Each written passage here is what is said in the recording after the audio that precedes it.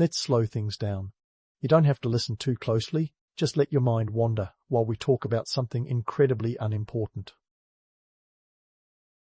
You can also let us know in the comments where in the world you currently are and what time it is for you. Sunlight struggles to peep through the wooden slits of your Viking longhouse, and you're already regretting not having that extra bear skin.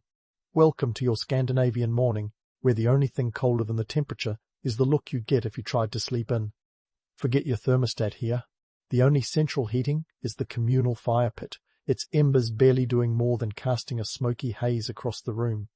You're lying on a wooden bench, or maybe a pile of straw if you're lucky, sharing your cramped quarters with a dozen or so family members who snore like a chorus of disgruntled bears. These longhouses are marvels of Viking ingenuity, albeit not the type you'd find on a postcard. Imagine a boat turned upside down and plunked onto land. The walls are made from timber, turf, or stone, depending on what the local geography grudgingly offers. The roof, crafted from sod or thatch, it's as waterproof as your woolen cloak. The dimensions of these architectural wonders vary, but a standard one stretches about 5 to 7 meters wide and 15 to 75 meters long. You live, breathe, and likely cough up smoke in this all-purpose space. It's your home, barn, and occasionally your workshop. Everyone from your eldest uncle to the newest toddler is crammed together like sardines, sans the tin can. Forget about personal space, it's as mythical as Thor's hammer. Privacy is traded for warmth, and every cough, complaint, and conversation is communal property. You hear the shuffling of feet as people begin their day, the sounds of early morning grumbling in Old Norse. If you're hoping for an Eggs Benedict kind of breakfast, adjust your expectations. The Viking menu is less Michelin star and more survival necessity. Your breakfast options are stark and utilitarian, porridge or dried fish. It's a no-frills affair, reflecting the harsh realities of Scandinavian agriculture. Forget Instagrammable avocado toast. You're more likely to get a bowl of barley or rye porridge, possibly jazzed up with some buttermilk if you're in luck. Dried fish, a staple of the Viking diet, might be on the table too, though table is a generous term. It's basically whatever space is available on the floor. And let's not even talk about the drink ale or buttermilk if it's a good day, water if it's not. In fact, the idea of Vikings constantly feasting on mead and roast beast, pure Hollywood fantasy. Everyday sustenance was about as glamorous as a rainy Monday morning. So why this Spartan lifestyle? Blame it on the geography. The Scandinavian climate of the 9th to 11th centuries was not exactly the fertile crescent of the north. Short growing seasons and harsh winters meant that Vikings had to be resourceful. Their diet was largely dictated by what they could grow, fish, or hunt. Cereals like barley and oats were staples, and their beloved livestock cows, sheep, goats were more precious for their milk and wool than for their meat. You'd see more smoked or dried fish than fresh steak on a Viking's table. But don't let the gritty reality fool you into thinking it was all doom and gloom. The Vikings were skilled traders and raiders, and they knew how to make the most of their resources. They were experts at drying and smoking fish, techniques that preserved their catch for the long winter months. And while their meals were hardly lavish, they were nutritious enough to fuel a hardy lifestyle. After all, you'd need a hearty breakfast to row a longship or wield an axe. As you sit there, gnawing on your dried fish, your thoughts drift to the world outside. The landscape is rugged and breathtaking, if a little unforgiving. The fjords slice the coastlines with their dramatic cliffs, and the forests seem to stretch into infinity. But with beauty comes challenge. The soil is often rocky, the winters long and brutal. This is no Mediterranean paradise. It's a land that demands respect and hard work. The longhouse is buzzing now, filled with the sounds of conversation and clattering bowls. You're starting to feel the day's tasks looming ahead. There's no time for lounging around, not when the farm needs tending or the seas beckon for fishing. The communal life means everyone pitches in, from the youngest child to the elders who pass on their wisdom with stories of gods and heroes. So, as you gulp down the last of your porridge, you brace yourself for the day ahead.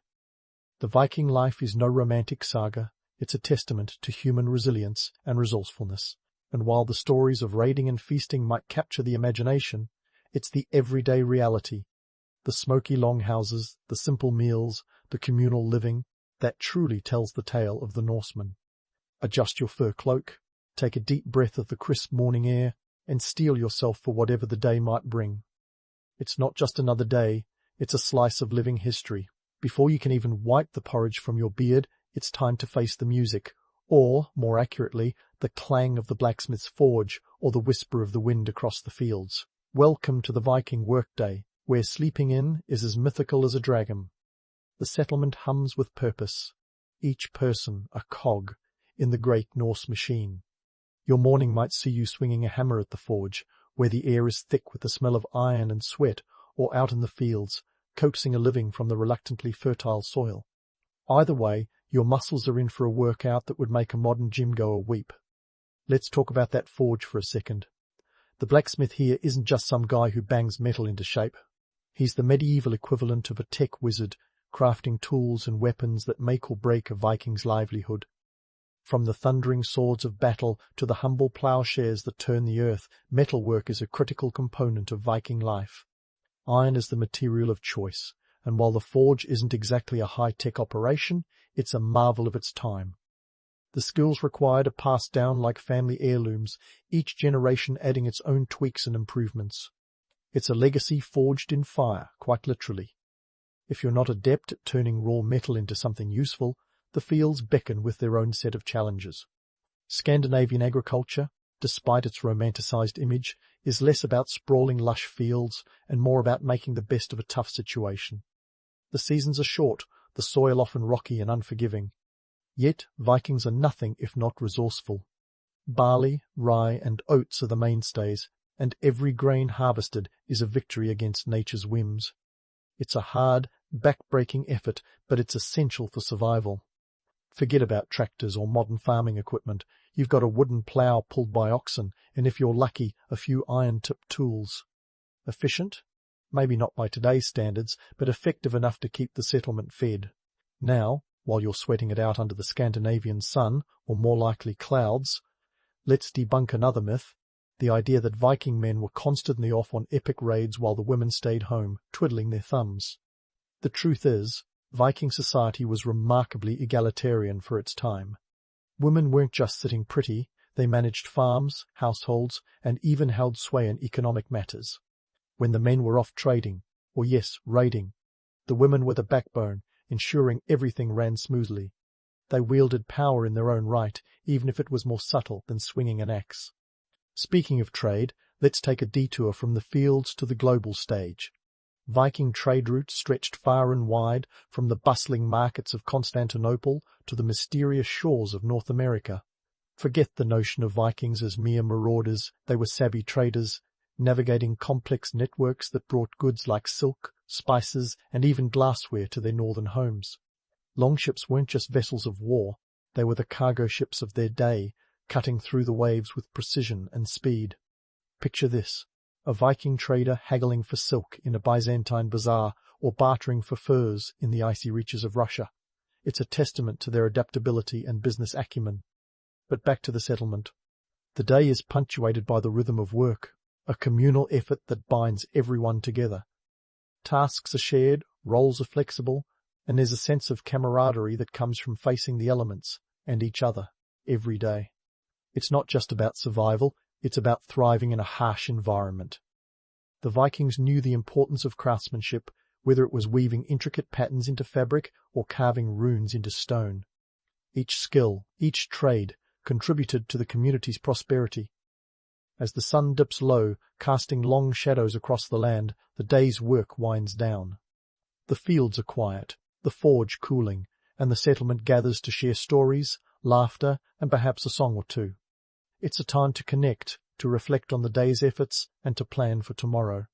In this moment, you realize that Viking life is a tapestry woven from the threads of hard work, resilience, and an unyielding spirit.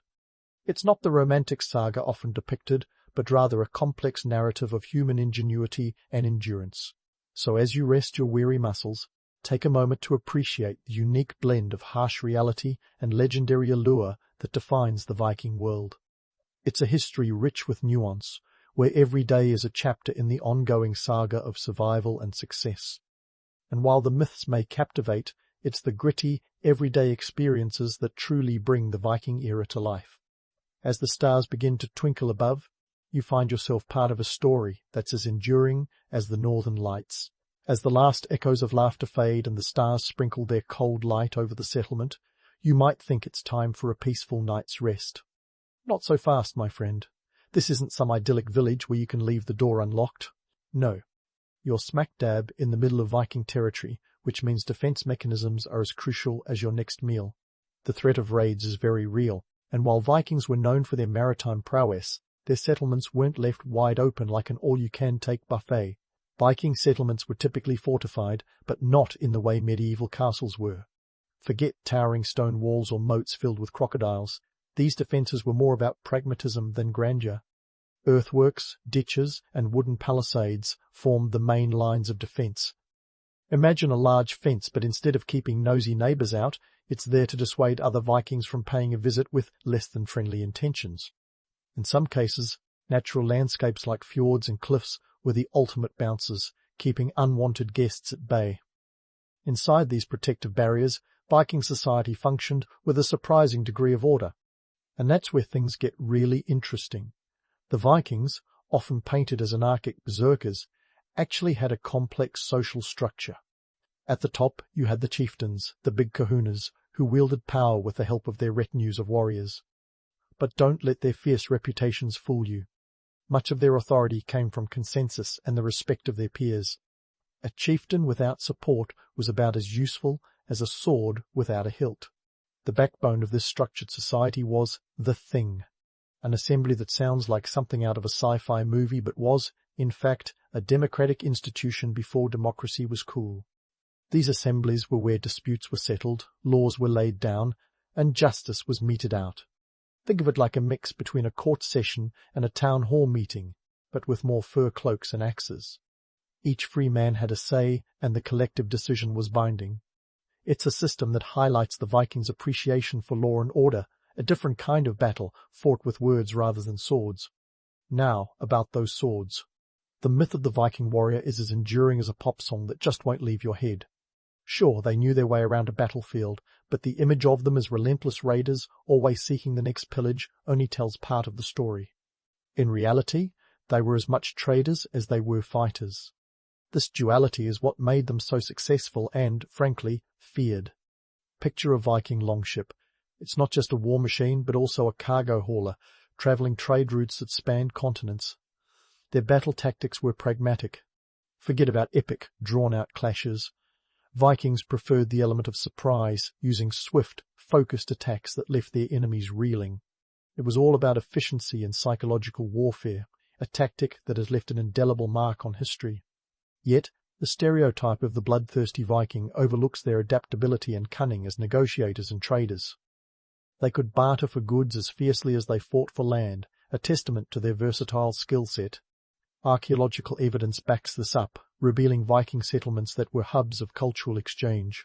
Artifacts like coins, pottery, and even exotic spices had been found far from their origins, illustrating the Vikings' extensive trade networks. Take the famous Viking Age site at York, for instance. Excavations have unearthed evidence of bustling trade activities, from silk imported from the east to amber from the Baltic. This wasn't just a place for warriors, it was a melting pot of cultures and commerce. The Vikings' reputation, however, wasn't solely built on their trading prowess. Their interactions with other cultures were complex, often leaving a legacy that was both feared and admired.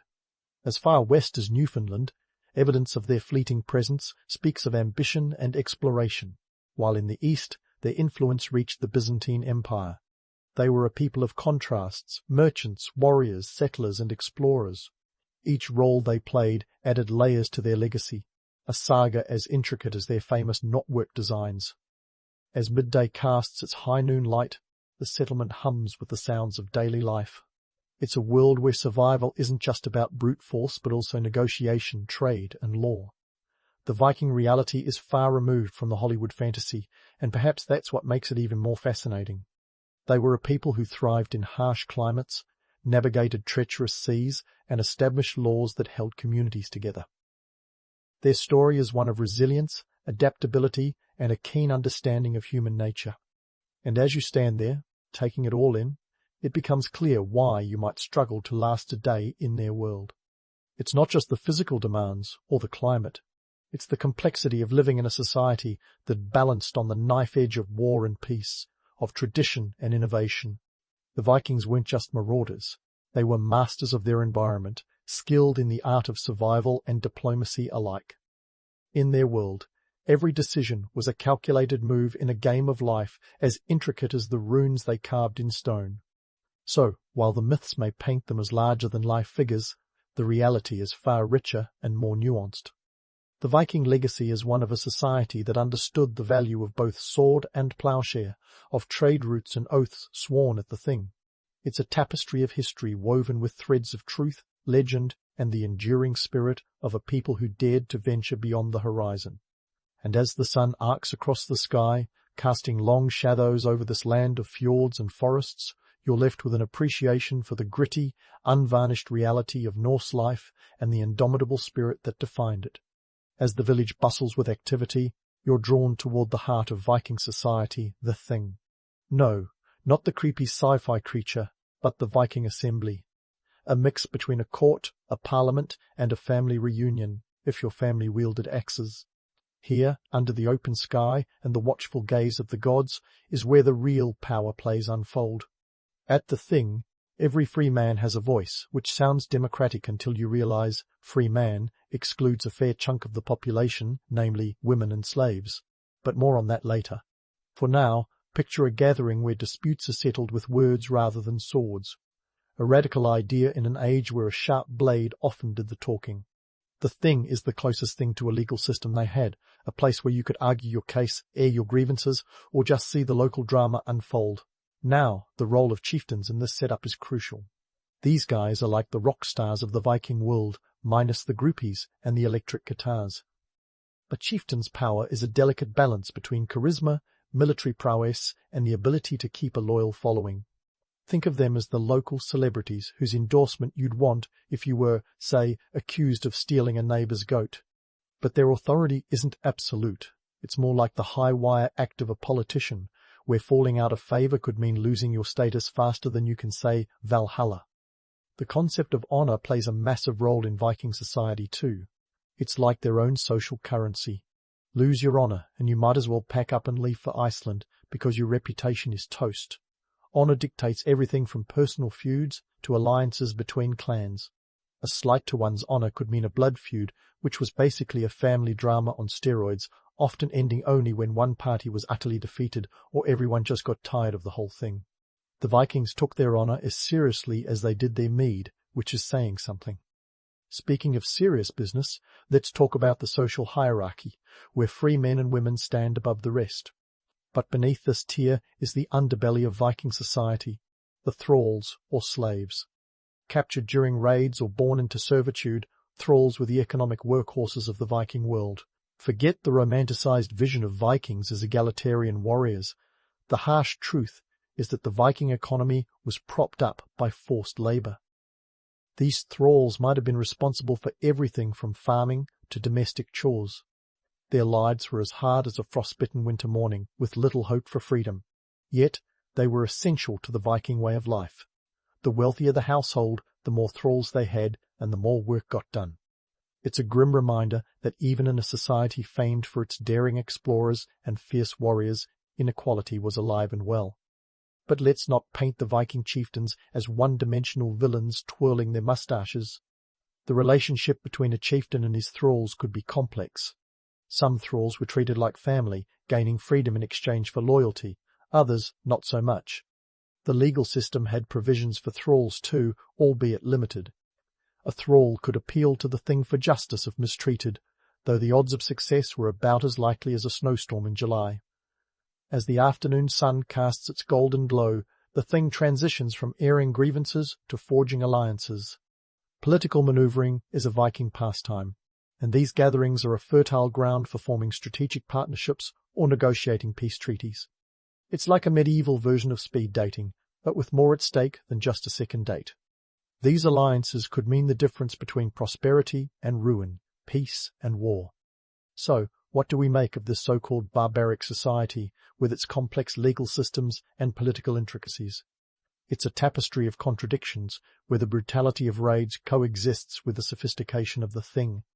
The Vikings weren't just raiders, they were lawmakers, diplomats, and community leaders. They understood that power lay not just in might, but in the ability to govern and negotiate. As the thing draws to a close and the assembly disperses, you're left with a sense of the layered complexity that defined Viking life. This was a society that thrived on the edge of the known world, balancing the sword and the scale, honour and ambition. They were a people who embraced both the cold, hard realities of their existence and the rich tapestry of their cultural myths. In the end, the Vikings' legacy is as intricate as the knotwork designs that adorn their carvings and jewellery. It's a story of a people who could conquer with the blade, but also with the pen, or its runic equivalent. As the settlement settles into the evening's routines, you realise that surviving in this world required more than just brute strength. It demanded wit, courage, and an unwavering sense of identity. And perhaps that's why you might find it tough to last a day in a Viking settlement. It's not just the physical demands or the relentless cold, but the complexity of navigating a society that was as fierce in its debates as it was in battle. The Vikings were a people who understood that the true measure of strength lay not just in the clash of steel, but in the power of community and the bonds of honour. So, as you watch the last of the chieftains ride off into the sunset, remember that the Viking world was a land of stark contrasts and vivid narratives. It's a place where the myths might captivate, but the reality is even more compelling. And as the shadows lengthen across the land, you're left with a newfound respect for the people who carved out a life in one of history's most challenging landscapes, a testament to their indomitable spirit and unyielding will. As the sun dips beneath the horizon, painting the sky in hues of orange and purple, the Viking settlement shifts gears from the business of the day to the revelry of the night. If you're lucky, you'll find yourself at the heart of evening festivities, where the Norsemen swapped their ploughs and hammers for mead horns and lyres. But let's not get ahead of ourselves. Viking leisure was less about non-stop partying and more about strategic relaxation. Picture this: a longhouse filled with the warm glow of firelight, the air thick with the scent of roasted game and ale. The evening feast is a communal affair, and if you're imagining a scene straight out of a medieval banquet, well, you're not entirely off. However, don't expect an endless supply of meat and drink. The Vikings knew the value of moderation. They had to, given the scarcity of resources. A feast was a special occasion, not a nightly ritual. In a world where the next meal was never guaranteed, you savoured every bite. Now, let's dive into the entertainment portion of the evening, into the skalds, the rock stars of the Viking Age. These poets and storytellers were the keepers of Norse history and mythology, weaving tales of gods and heroes, battles and betrayals. Think of them as the Netflix of the Viking world, minus the subscription fee. Their verses, often composed in the complex Drottningkvart meter, were as much about preserving history as they were about entertaining an audience hungry for stories. You might hear of Odin's wisdom, Thor's might, or Loki's mischief, all delivered with the flair of a master raconteur. Speaking of tales, let's shatter a popular myth, those iconic horned helmets. Sorry to burst your bubble, but the Vikings never wore them. The image of a Viking with horns sprouting from his helmet is about as accurate as a historical drama on cable TV. This misconception likely stems from 19th century operas, where costume designers took creative liberties. Real Viking helmets were practical, made of iron with a simple nose guard. They were designed for battle, not fashion statements. As the skalds spin their yarns, the Vikings also engage in games and sports, a necessary respite from their rigorous daily lives. You might find them playing Nattleika, a ball game similar to a chaotic mix of field hockey and rugby. The rules were as flexible as a Norseman's moral code, meaning anything could happen on the field. These games weren't just about fun, they were training grounds for agility and endurance, skills vital for both raiding and farming. Turning away from the festivities, let's delve into the spiritual side of Viking life. The Norse pantheon was as diverse as it was formidable, with gods and goddesses overseeing everything from war to fertility. Odin, the one-eyed king of the gods, was revered for his wisdom and poetic prowess. Thor, with his mighty hammer Mjolnir, was the go-to deity for protection and strength. These gods were not distant figures, but integral to daily life, invoked for blessings and guidance. Burial practices offer a window into Viking beliefs about the afterlife. Forget the idea of a simple burial. Vikings believed in preparing their dead for the journey to Valhalla or Halla, depending on their deeds in life. High-status individuals might be laid to rest in a ship burial, their vessel filled with goods and treasures to accompany them into the next world. These graves tell us much about Viking society, reflecting both the status of the deceased and the community's beliefs. As the night deepens and the fire burns low, the skalds' tales give way to quieter conversations about the day's events and tomorrow's challenges. It's in these moments that the legacy of the Vikings comes into sharp focus. Often romanticized as ruthless raiders, the truth is, their culture was a complex mosaic of exploration, trade, and innovation. They were trailblazers who navigated uncharted waters and established trade routes that connected disparate parts of the world. Yet, the Viking legacy is also a cautionary tale about the power of narrative. Their stories, passed down through generations, have been shaped and reshaped by time and imagination. The romantic image of the Viking warrior, horned helmet and all, persists because it's compelling, even if it veers from reality. It's a reminder that history is often a blend of fact and fiction, and our understanding of the past is as much about the stories we choose to tell as the artifacts we unearth. In reflecting on the enduring legacy of the Vikings, it's clear they were more than marauding invaders. They were skilled navigators, shrewd traders, and master storytellers. Their influence spanned continents, leaving a mark on the places they visited and the people they encountered. While the myths captivate, it's the real Viking story, one of resilience, adaptability, and cultural exchange, that offers the deepest insights into their world. As you finally lay down to rest, nestled under a woolen blanket in a smoky longhouse, you realize just how intricate and demanding Viking life truly was. It's not just the relentless work or the harsh climate that would make surviving a day here a challenge. It's the complex social tapestry woven with threads of honor, myth, and community. You drift to sleep with a newfound appreciation for these Norsemen and women who carved out a legacy as enduring and enigmatic as the Northern Lights themselves. The sun barely peeks over the horizon, and you're already awake, feeling the steady roll of the Black Sea beneath your feet. Welcome to the life of a 16th-century Ottoman sailor. The sea, like your morning coffee, is both a comfort and a jolt to your senses. You are aboard a galleon, a massive, creaking beast of a ship that's as much a home as it is a workplace. The first task of the day is to shake off the chill of the early morning and get the ship moving, literally and figuratively. The galleon is an impressive feat of engineering for its time, spanning about 160 feet in length, with 3 masts towering above like giant fingers pointing to the heavens. It's not just a boat, it's a floating fortress, armed to the teeth with cannons and staffed by a crew of about 200. Each person has a role, and yours is to help ensure this wooden leviathan stays afloat and on course. You can almost hear the ship groaning under the weight of its cargo spices from the east, furs from the north, and the ever-important silk, which is practically worth its weight in gold. These goods are the lifeblood of the Ottoman economy, and you're part of the machine that keeps it pumping. Your morning routine isn't what you'd call leisurely. Forget about a quiet breakfast on the deck, you're lucky if you can snag a piece of hardtack and some cheese. And that's on a good day when the rats haven't beaten you to it. Food provisioning on a ship like this is a logistical nightmare. Imagine trying to keep 200 men fed, hydrated, and healthy for weeks on end when your refrigerator is a salty wooden barrel. Fresh water is stored in casks that, if not properly sealed, can spoil faster than a political alliance in the Ottoman court. Speaking of alliances, the Black Sea is more than just a body of water. It's a chessboard of economic stakes. Every voyage is a balance act, a high-stakes game where one wrong move can cost you dearly. The Ottomans have their eyes on the prize, controlling the trade routes that run through this expanse. This control is essential for maintaining their status as a dominant power, not just in the region, but across Europe and Asia. And it's your job, along with your crewmates, to ensure those routes remain open and profitable. Now, let's talk about the economics of running a fleet. You might think that once a ship is built, it's smooth sailing from there. Wrong. Keeping a galleon in fighting shape is as expensive as it is complicated. For starters, each ship costs about 10,000 gold coins just to construct.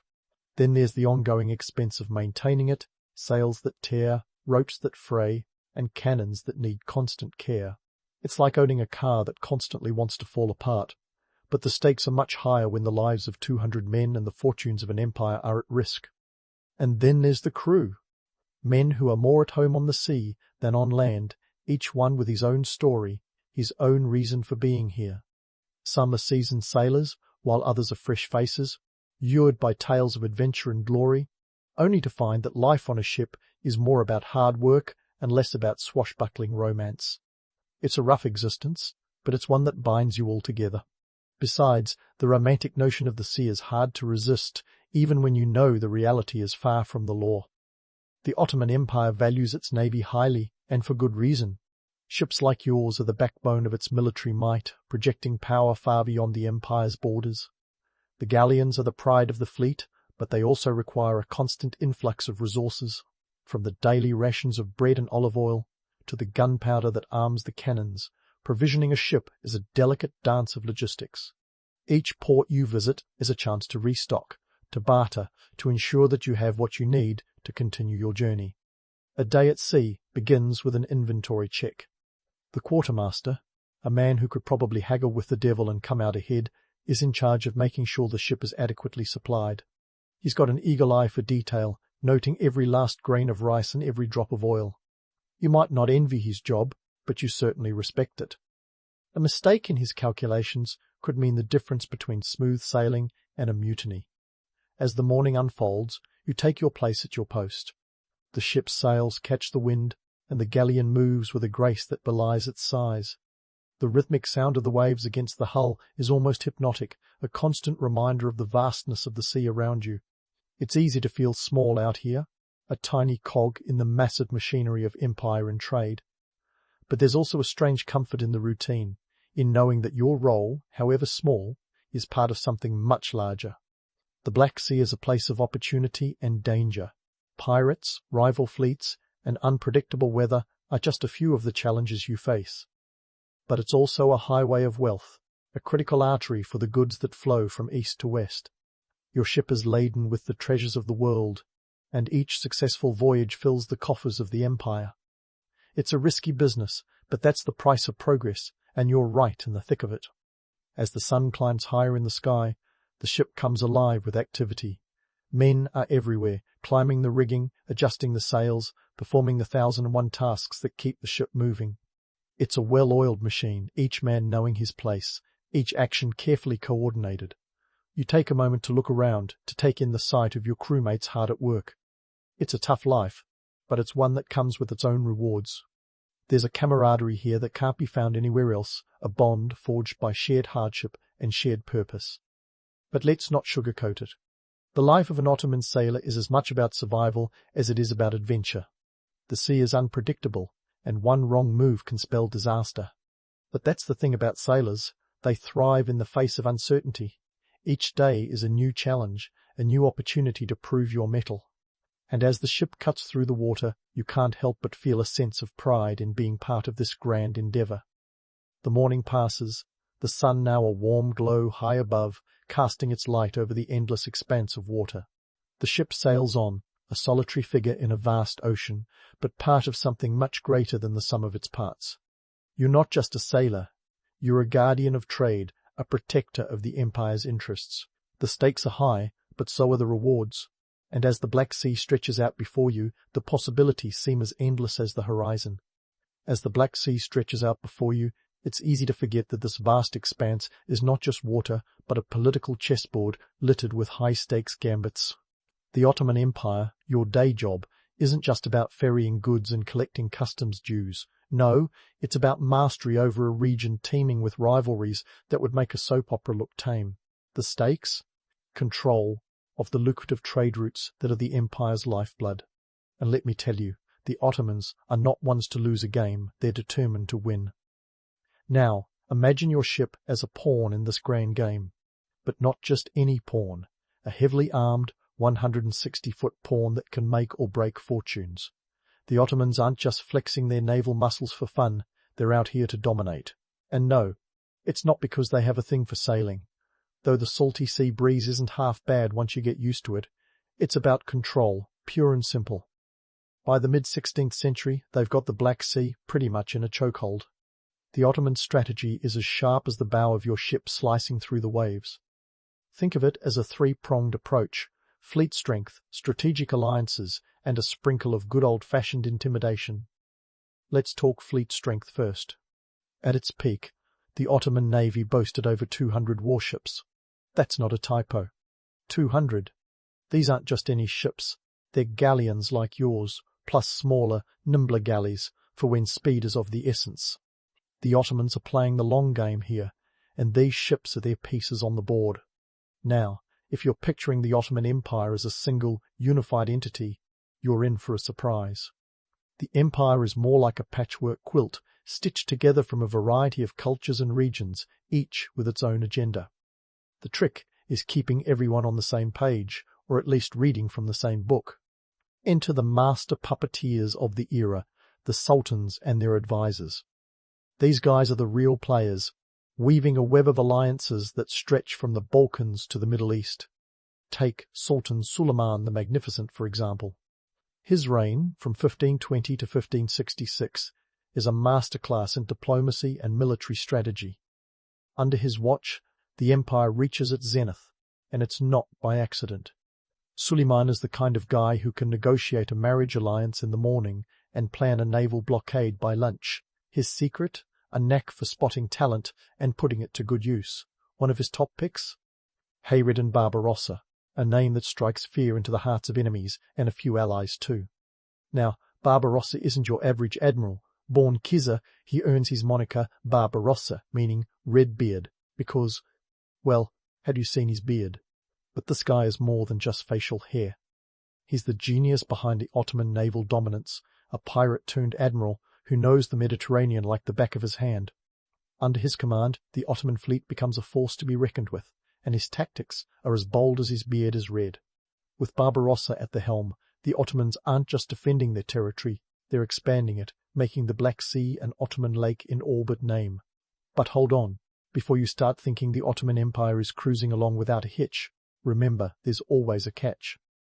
Managing an empire is like herding cats, only these cats are armed with muskets and have their own political agendas. While alliances are forged, rivalries simmer beneath the surface. Take the Venetians and the Genoese, for instance. They're not just neighbours, they're the frenemies of the sea, with one eye on trade and the other on each other. And let's not forget the Russians, looming ominously to the north. The Tsars have ambitions of their own, and the Black Sea is very much in their sights. This tension adds a whole new layer of complexity to your voyages. One minute you're sailing under clear skies, the next you're dodging diplomatic storms as fierce as anything the sea can throw at you. So, what's it like sailing these treacherous waters? It's a bit like walking a tightrope, except the tightrope is on fire, and you're juggling cannonballs. As an Ottoman sailor, you're not just a seaman, you're a soldier, diplomat, and sometimes even a spy. The game of alliances and rivalries isn't just played in the courts of Istanbul or the palaces of Europe. It's right here, on the deck of your ship, every time you make port, every time you encounter another fleet. The stakes are high, but that's what makes the game worth playing. Each voyage is a new move, each encounter a chance to tip the balance in your favor. You're not just sailing for spices and silk, you're sailing for supremacy. And as the sun sets on another day at sea, you realize that you're not just part of history, you're helping to write it, one wave at a time. As you lean against the ship's railing, watching the sun begin its lazy descent, it's clear that life on the high seas isn't the glamorous escapade that ancient mariners' tales would have you believe. Forget the image of swashbuckling sailors and treasure maps. Living on a galleon is more grueling marathon than action-packed sprint. So, let's take a sharp turn away from those romanticized tales and dive into the gritty truths of 16th century seafaring. First off, let's clear up the myth that sailing technology was akin to a pirate's dream come true. Sure, the galleon you're on is a marvel of its age, but it's no high-speed internet of seafaring. Navigation, for example, isn't as straightforward as you might think. While tales of star-guided voyages sound poetic, the reality is more complex, and a bit like trying to find your way using a map drawn by a toddler. Mariners relied heavily on rudimentary tools like the astrolabe and quadrant to determine latitude. But good luck with longitude. That pesky detail wouldn't be accurately measured until the 18th century, thanks to John Harrison's chronometer. Until then, sailors like you had to rely on dead reckoning, which is essentially educated guesswork, like trying to hit a bullseye while blindfolded.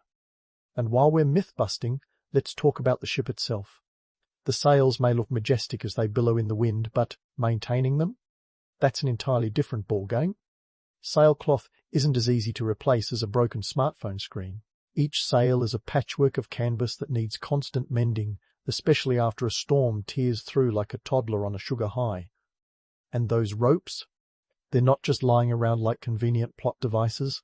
They're made of hemp and take a beating from salt water, requiring regular upkeep. It's a full-time job just keeping the ship in one piece, let alone sailing it. Now, let's address the elephant in the room, piracy. The romantic notion of golden chests and daring duels makes for great storytelling, but the reality is far from glamorous. Pirates are less Johnny Depp and more like a band of thieves with a penchant for violence. For every tale of a pirate's code, there are a dozen accounts of cutthroat brutality. The Black Sea, while less infamous than the Caribbean, isn't immune to piracy. Ottoman sailors face these threats regularly, and it's not uncommon for voyages to be interrupted by an unscheduled visit from some unsavory characters. The Ottomans don't just teach you to sail, they teach you to fight, because sometimes the sea isn't your only adversary. And speaking of threats, let's not forget the elements. The sea is as unpredictable as a cat on catnip. Weather forecasts? Forget it. You're at the mercy of the clouds and the capricious winds. A sudden squall can turn a pleasant journey into a fight for survival, with waves that could give roller coasters a run for their money. And those tales of mermaids and sea monsters? Well, let's just say, after a few weeks at sea, your mind plays tricks on you. It's no wonder sailors spun tales of mythical creatures. When you're surrounded by endless water, a bit of imagination fills the void. But it's not all doom and gloom. There's a certain camaraderie that comes with the shared hardship of life at sea. When you're part of a crew, you're part of a floating microcosm where everyone knows their place, literally and metaphorically. Each person aboard plays a role in keeping the ship afloat. From the captain who navigates the tricky waters of leadership to the lowly deckhand scrubbing the deck. It's a hierarchy, sure, but one where every role is crucial. In a world where missteps can lead to disaster, there's a strange comfort in the reliability of routine and the bonds forged through collective toil. As midday stretches into afternoon, you can't help but reflect on the economic engine that drives these voyages. This isn't just about adventure, it's about profit. The Ottoman Empire is a sprawling behemoth that thrives on trade, and every ship is a cog in the machine that keeps the empire's economy humming. Each successful voyage bolsters Ottoman coffers, with goods like silk, spices, and furs fetching high prices across Europe and Asia. It's a game of high stakes, and you're a player, not just a pawn. But let's not forget the human element. You're not just a sailor, you're a survivor. You faced the sea's wrath, the threat of pirates, and the daily grind of keeping a galleon shipshape. It's a life that tests you, pushes you, and sometimes breaks you. But it's also a life that offers a sense of purpose and belonging. You're part of something bigger than yourself, a living testament to the resilience of the human spirit. As the sun dips toward the horizon, casting long shadows across the deck, you take a moment to appreciate the beauty of the sea. It's a harsh mistress, sure, but one that rewards those who endure. So, as you prepare for another night aboard the ship, you're reminded that while the myths may paint a picture of adventure, the reality is a testament to human endurance and ingenuity. And as you settle into your routine, you're ready to face whatever the sea throws at you next. After all, you're not just part of history, you're living it, one wave at a time. As the sun dips below the horizon, you might think the day is winding down for Ottoman sailors. But, oh, how wrong you'd be. This is when the ship transforms from a floating fortress into a stage for the cultural life that keeps these men sane. In a world where monotony can be as deadly as a hidden reef, entertainment isn't just a luxury, it's a lifeline. First, let's tackle the social dynamics on board. Picture this. A ship is a microcosm of the empire itself, complete with a hierarchy that would make a peacock feel humble. At the top stands the captain, wielding authority like a sultan on his throne. Then come the mates, each one a rung on the ladder of command, followed by the skilled artisans, carpenters, sailmakers and gunners, whose talents keep the ship afloat and armed. And let's not forget the sailors, the backbone of the vessel, who do the heavy lifting, quite literally. But don't be fooled into thinking it's all tyranny from the top down. There's a camaraderie here, a bond forged in shared hardship and the salty spray of the sea. The Ottoman Navy, you see, isn't just a job, it's a brotherhood. And while the officers may feast on slightly better fare, they rely on the crew's loyalty and skill to navigate through the treacherous waters of the Black Sea. Now, on to the good stuff, the entertainment. Let's face it, a long voyage can feel like a never-ending family road trip, but without rest stops or the luxury of turning up the radio. So, how do these sailors stave off the madness? Storytelling. Yes, the art of spinning yarns is alive and well on the high seas.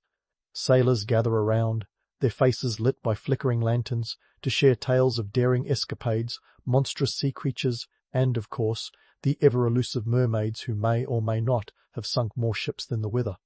These stories, however, are more than just entertainment.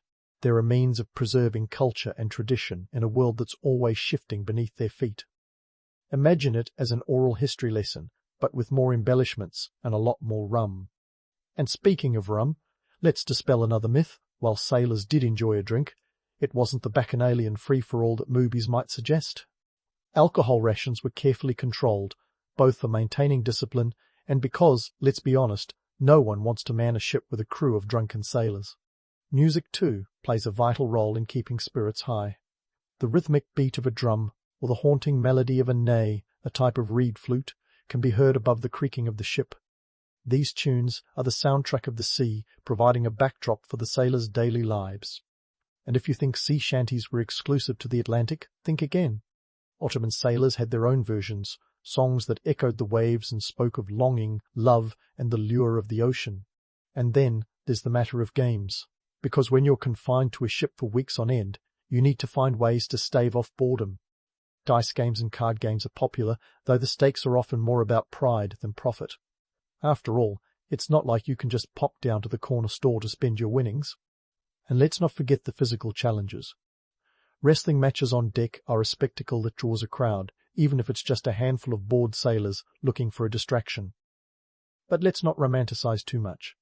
Life on a ship is as unpredictable as the sea itself. Sometimes the entertainment is interrupted by storms or the sudden appearance of a rival fleet, and in those moments the stories, songs and games are set aside as everyone snaps back into their roles, ready to face whatever challenge comes their way.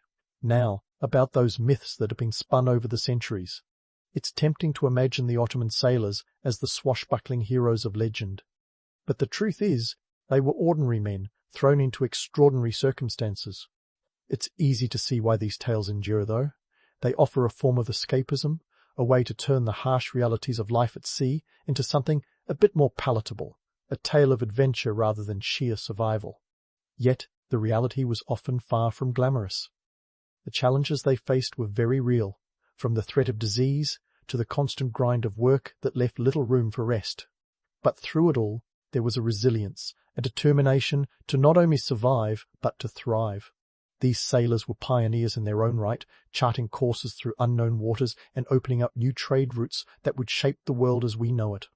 As you sit there, soaking in the last light of the day, it's clear that life on an Ottoman galleon is a study in contrasts. There's the romance of the sea, yes, but also the stark realities that come with it. The legends may paint a picture of valiant heroes and epic quests, but the truth is far more nuanced.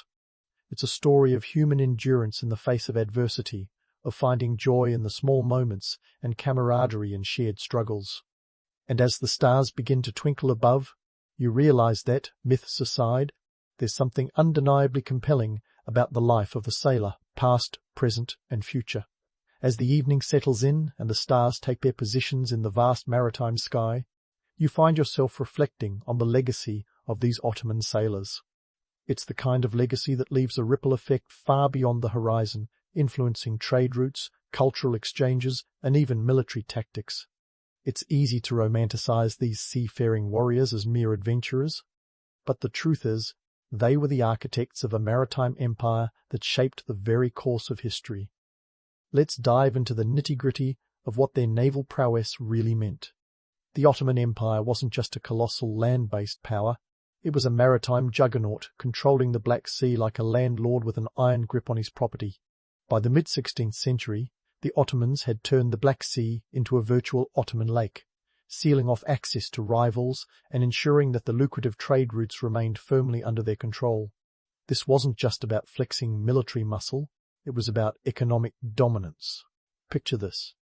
The Silk Road might have been the buzzword for overland trade, but the Black Sea was its aquatic sibling, a bustling artery that carried goods from east to west and back again.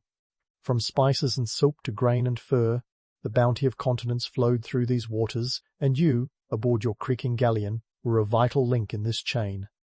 Now, let's talk numbers, because who doesn't love some cold, hard data? At its peak, the Ottoman navy boasted around 200 ships, a formidable fleet by any standard. These galleons weren't just floating warehouses, they were armed to the teeth, ready to defend the empire's interests at a moment's notice. The cost of maintaining such a fleet was astronomical, with each ship costing upwards of 10,000 gold coins to build and even more to maintain. But the return on investment was clear control, the seas, and you controlled the trade. Of course, the Ottomans weren't just about securing trade routes, they were also cultural conduits. As these ships traversed the waves, they carried more than just goods. They transported ideas, languages, and traditions, creating a melting pot of cultures that enriched the empire and its neighbours. The exchange wasn't always peaceful, but it was profoundly impactful. Think of it as an ancient version of globalization, where the ripples of one culture were felt across distant shores. In terms of military tactics, the Ottoman navy was a game-changer.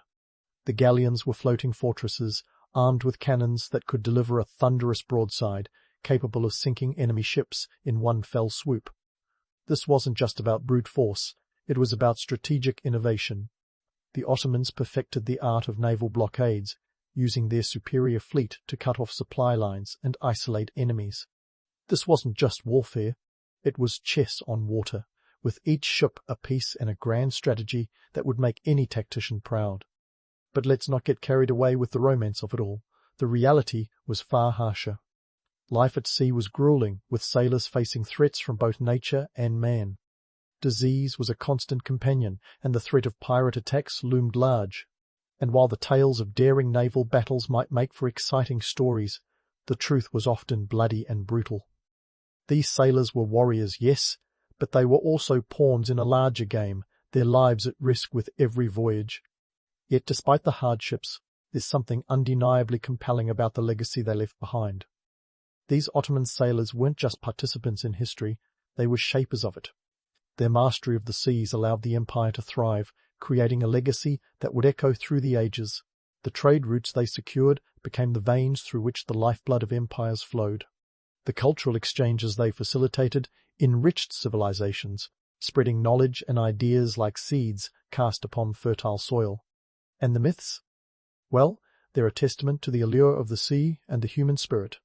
It's easy to get swept up in the romantic legends of swashbuckling sailors and epic sea battles, but the truth is far more nuanced. It's a story of resilience and resourcefulness, of ordinary men facing extraordinary challenges and emerging victorious. The romantic notion of the sea as an endless adventure is appealing, but the reality is a story of grit and determination, of finding beauty in the struggle and purpose in the journey. As you stand there, feeling the gentle sway of the ship beneath your feet, you realize that the legacy of these sailors is more than just a chapter in a history book. It's a living testament to the power of human endeavor, a reminder that even in the face of adversity, the human spirit can soar. So as you prepare to bunk down for the night, let the echoes of their journey guide you into dreams of adventure and discovery, of legends yet to be written and history yet to be made. In the end, the story of the Ottoman sailors is a story of connection between past and present, between land and sea, between myth and reality. It's a tale that continues to captivate, a reminder that while the sea may be vast and endless, the legacy of those who sailed it is firmly anchored in the annals of history. And as the night envelops the ship in its starry embrace, you take solace in the knowledge that you're not just a spectator of history, you're part of its ongoing narrative, one wave at a time. Ludwig van Beethoven's early years in Bonn were like a symphony, with a broken metronome, erratic, unpredictable, and occasionally downright discordant. Born in December 1770, Ludwig was thrust into a world where his family drama could have given any modern reality TV show a run for its money. His father, Johann van Beethoven, was a tenor and also a man with dreams bigger than his abilities, much like aspiring pop stars who never make it past karaoke night. Johann had a grand vision for his son, to produce the next Mozart. He was so convinced of Ludwig's prodigious talent that he fudged his birth date to make him appear younger, hoping to cash in on the wunderkind craze. Talk about parental pressure. Johann's musical training methods were, let's say, unconventional. Picture a man who'd rather drag his 6-year-old son out of bed for midnight piano practice than let him get a good night's sleep. If Johann had been around today, he'd be that parent in the bleachers screaming at Little League games, vicariously living through his child's achievements. And this wasn't just a phase. Accounts suggest Johann was a demanding teacher who wasn't above using a little encouragement in the form of the stick to keep Ludwig in line. The irony? Johann's own musical career was less than stellar, often overshadowed by his habit of drinking more than his audience could tolerate. But Ludwig wasn't entirely alone in this chaotic household. Enter Christian Gottlob Neef, a court organist and composer who saw something in Ludwig that his father couldn't, actual talent. Neef began teaching Ludwig around the age of 9, and here's a fun fact. By the time Ludwig was 12, Neef had already introduced him to the work of J.S.S. Bach, specifically the Well-Tempered Clavier. This wasn't just any music, it was like handing a budding writer the complete works of Shakespeare and saying, "Go wild." Under Neef's guidance, Beethoven published his first composition in 1783, a series of keyboard variations at just 12 years old. Not exactly showbiz cash, but a promising start. Bonn, during Beethoven's youth, was less like Vienna's bustling music scene and more akin to a small town where the latest scandal was juicier than any musical performance. The city's gossip mill was as relentless as a Wagner opera, but Ludwig's talent didn't go unnoticed. His performances caught the attention of the Elector of Cologne, Maximilian Franz, a patron of the arts who appreciated the young musician's potential. Talk about a lucky break. This was the 18th century equivalent of being discovered by a major record label executive at a dingy club gig. Yet amidst this backdrop of potential and ambition, Ludwig's personal life was a mess. His mother, Maria Magdalena, was the stabilizing force in the household, but her health was fragile. She passed away in 1787 when Beethoven was just 16, leaving him to deal with his father's spiraling alcoholism and the responsibility of caring for his younger siblings. With Johann's career and finances in tatters, Ludwig became the de facto head of the family. Not quite the carefree teenage years one might expect for a musical prodigy. It's worth noting that Beethoven's early gigs were less about artistic expression and more about economic necessity. He played viola in the court orchestra and took on private teaching jobs to support his family. These were not glamorous gigs, they were survival tactics.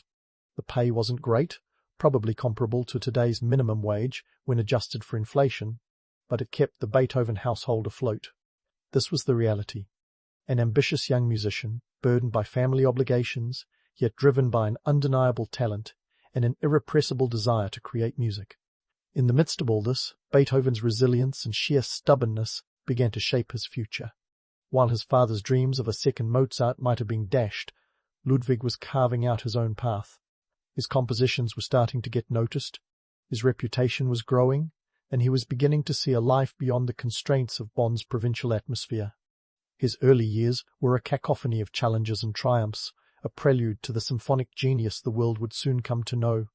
But first, he had to leave his chaotic family life behind and step into the larger world stage, a journey that would redefine not just his own life, but the entire landscape of Western music.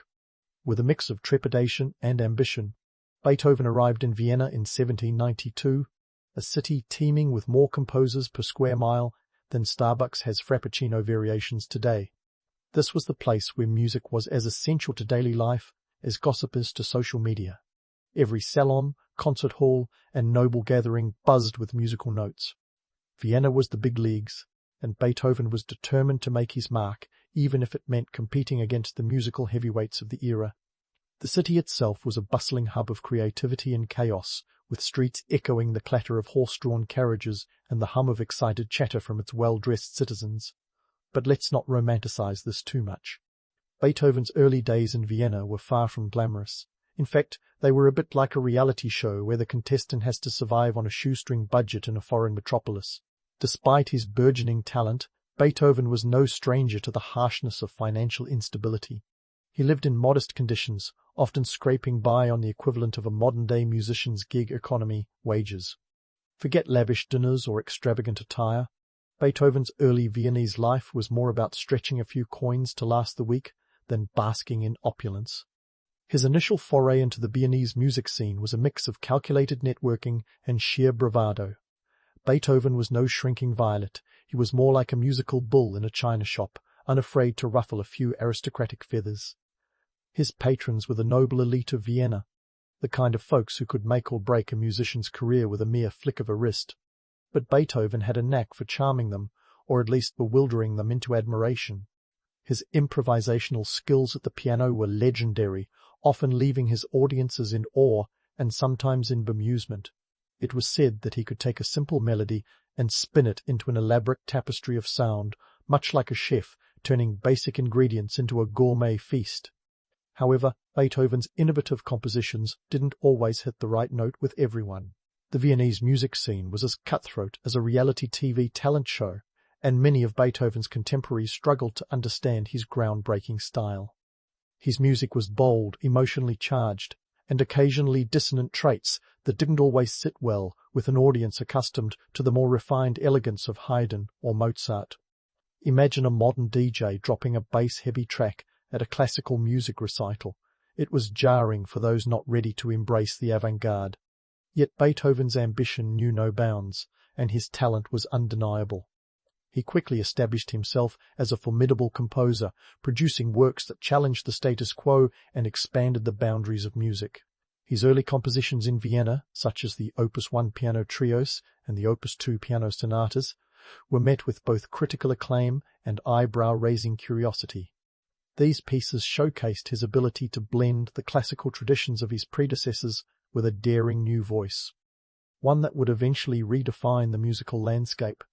Amidst the hustle and bustle of his burgeoning career, Beethoven began to face a personal challenge that would alter the course of his life and music. His hearing began to deteriorate. The first signs of his deafness appeared around 1796, a cruel twist of fate for a man whose livelihood depended on his ability to hear the nuances of sound. It's like a painter slowly losing their sight, or a chef losing their sense of taste, a devastating blow to his identity and career. But before we delve into the tragedy, let's pause for a moment to appreciate his resilience. Beethoven's response to his hearing loss was anything but defeatist. He didn't just sit around bemoaning his fate. Instead, he threw himself into his work with even more fervor. His compositions from this period reflect a profound depth and complexity, as though he was determined to prove that his inner ear was as powerful as any functioning one. And let's not forget his rather tempestuous relationship with his patrons. Beethoven was the kind of guy who didn't just bite the hand that fed him. He practically gnawed on it. He wasn't afraid to express his disdain for those he deemed musically inferior, regardless of their social standing. There's a famous anecdote about Beethoven refusing to play for Napoleon's brother, Jerome Bonaparte, because he found the man's musical taste lacking. And during a performance for Prince Lichnowsky, one of his benefactors, Beethoven allegedly stormed out of the palace after an argument, leaving behind a note that read, "There are many princes and noblemen, but only one Beethoven." His attitude was both his charm and his curse, earning him both admirers and detractors. For every patron who marvelled at his genius, there was another who found his arrogance insufferable. Yet this boldness, this refusal to conform, was precisely what set Beethoven apart. He was a musical maverick in an era that valued conformity, and his compositions were a testament to his unyielding spirit. As Beethoven navigated the complex social web of Vienna, he continued to innovate and push the boundaries of music. His Symphony No. 1 premiered in 1800, a work that marked his official entry into the world of symphonic composition. Although it adhered to the classical traditions of his predecessors, it also hinted at the revolutionary style that would define his later works. The symphony was well received, though some critics found it a bit too bold for their tastes. One reviewer famously remarked that it was a bit too wild and eccentric, a description Beethoven might have worn as a badge of honor. In the midst of all this, Beethoven's hearing loss continued to progress, a shadow that loomed over his burgeoning career. He began to withdraw from social life, haunted by the fear that his condition would be discovered. It was during this period of isolation that he composed one of his most poignant works, the Heiligenstadt Testament, a letter to his brothers in which he expressed his despair over his affliction. Yet even in his darkest moments, Beethoven's resolve never wavered. He spoke of his determination to continue composing, writing. It was only my art that held me back. His struggle with deafness was a defining aspect of his life, shaping not only his music but also his legacy. It's a testament to his genius that he managed to create some of his most celebrated works during a time when silence threatened to steal his world. Beethoven's story is one of triumph over adversity, of a man who refused to let his circumstances dictate his destiny. As he continued to compose, his music became more profound, more emotionally charged, a reflection of his inner turmoil and unyielding spirit. But don't get too teary-eyed just yet. Beethoven's journey was far from over. As his reputation grew, so did his ambition, setting the stage for a career that would forever change the landscape of Western music. His story is a reminder that genius often comes at a cost, but it's also a testament to the power of resilience and the human spirit. As Beethoven prepared to tackle the challenges that lay ahead, he was on the brink of creating some of the most iconic works in the history of music, proving that even in the face of adversity, the show must go on. Stay tuned, because Beethoven's story is just getting started, and the best is yet to come. So just as Beethoven was hitting his stride, Europe was having what you might call a midlife crisis. The French Revolution had already turned heads and toppled crowns by the time Beethoven was making his mark in Vienna. The political landscape was as turbulent as a 90s boy band breakup, and the Napoleonic Wars were stirring things up further. This was a time when the map of Europe seemed as changeable as a celebrity relationship status on social media. In the midst of this chaos, Beethoven's music didn't just entertain. It resonated. His compositions captured the spirit of a world in flux, where old regimes were crumbling and new ideas were taking the stage. Take the Eroica Symphony, premiered in 1805. Originally dedicated to Napoleon, Beethoven scratched out the dedication in a fit of rage when Napoleon declared himself emperor. It's like finding out your childhood hero turned into a supervillain. The symphony itself was groundbreaking, not just in length, clocking in at a hefty 45 minutes compared to the typical half-hour symphonies of the time, but in emotional depth. It was a raw, emotional roller coaster that mirrored the upheaval of the era.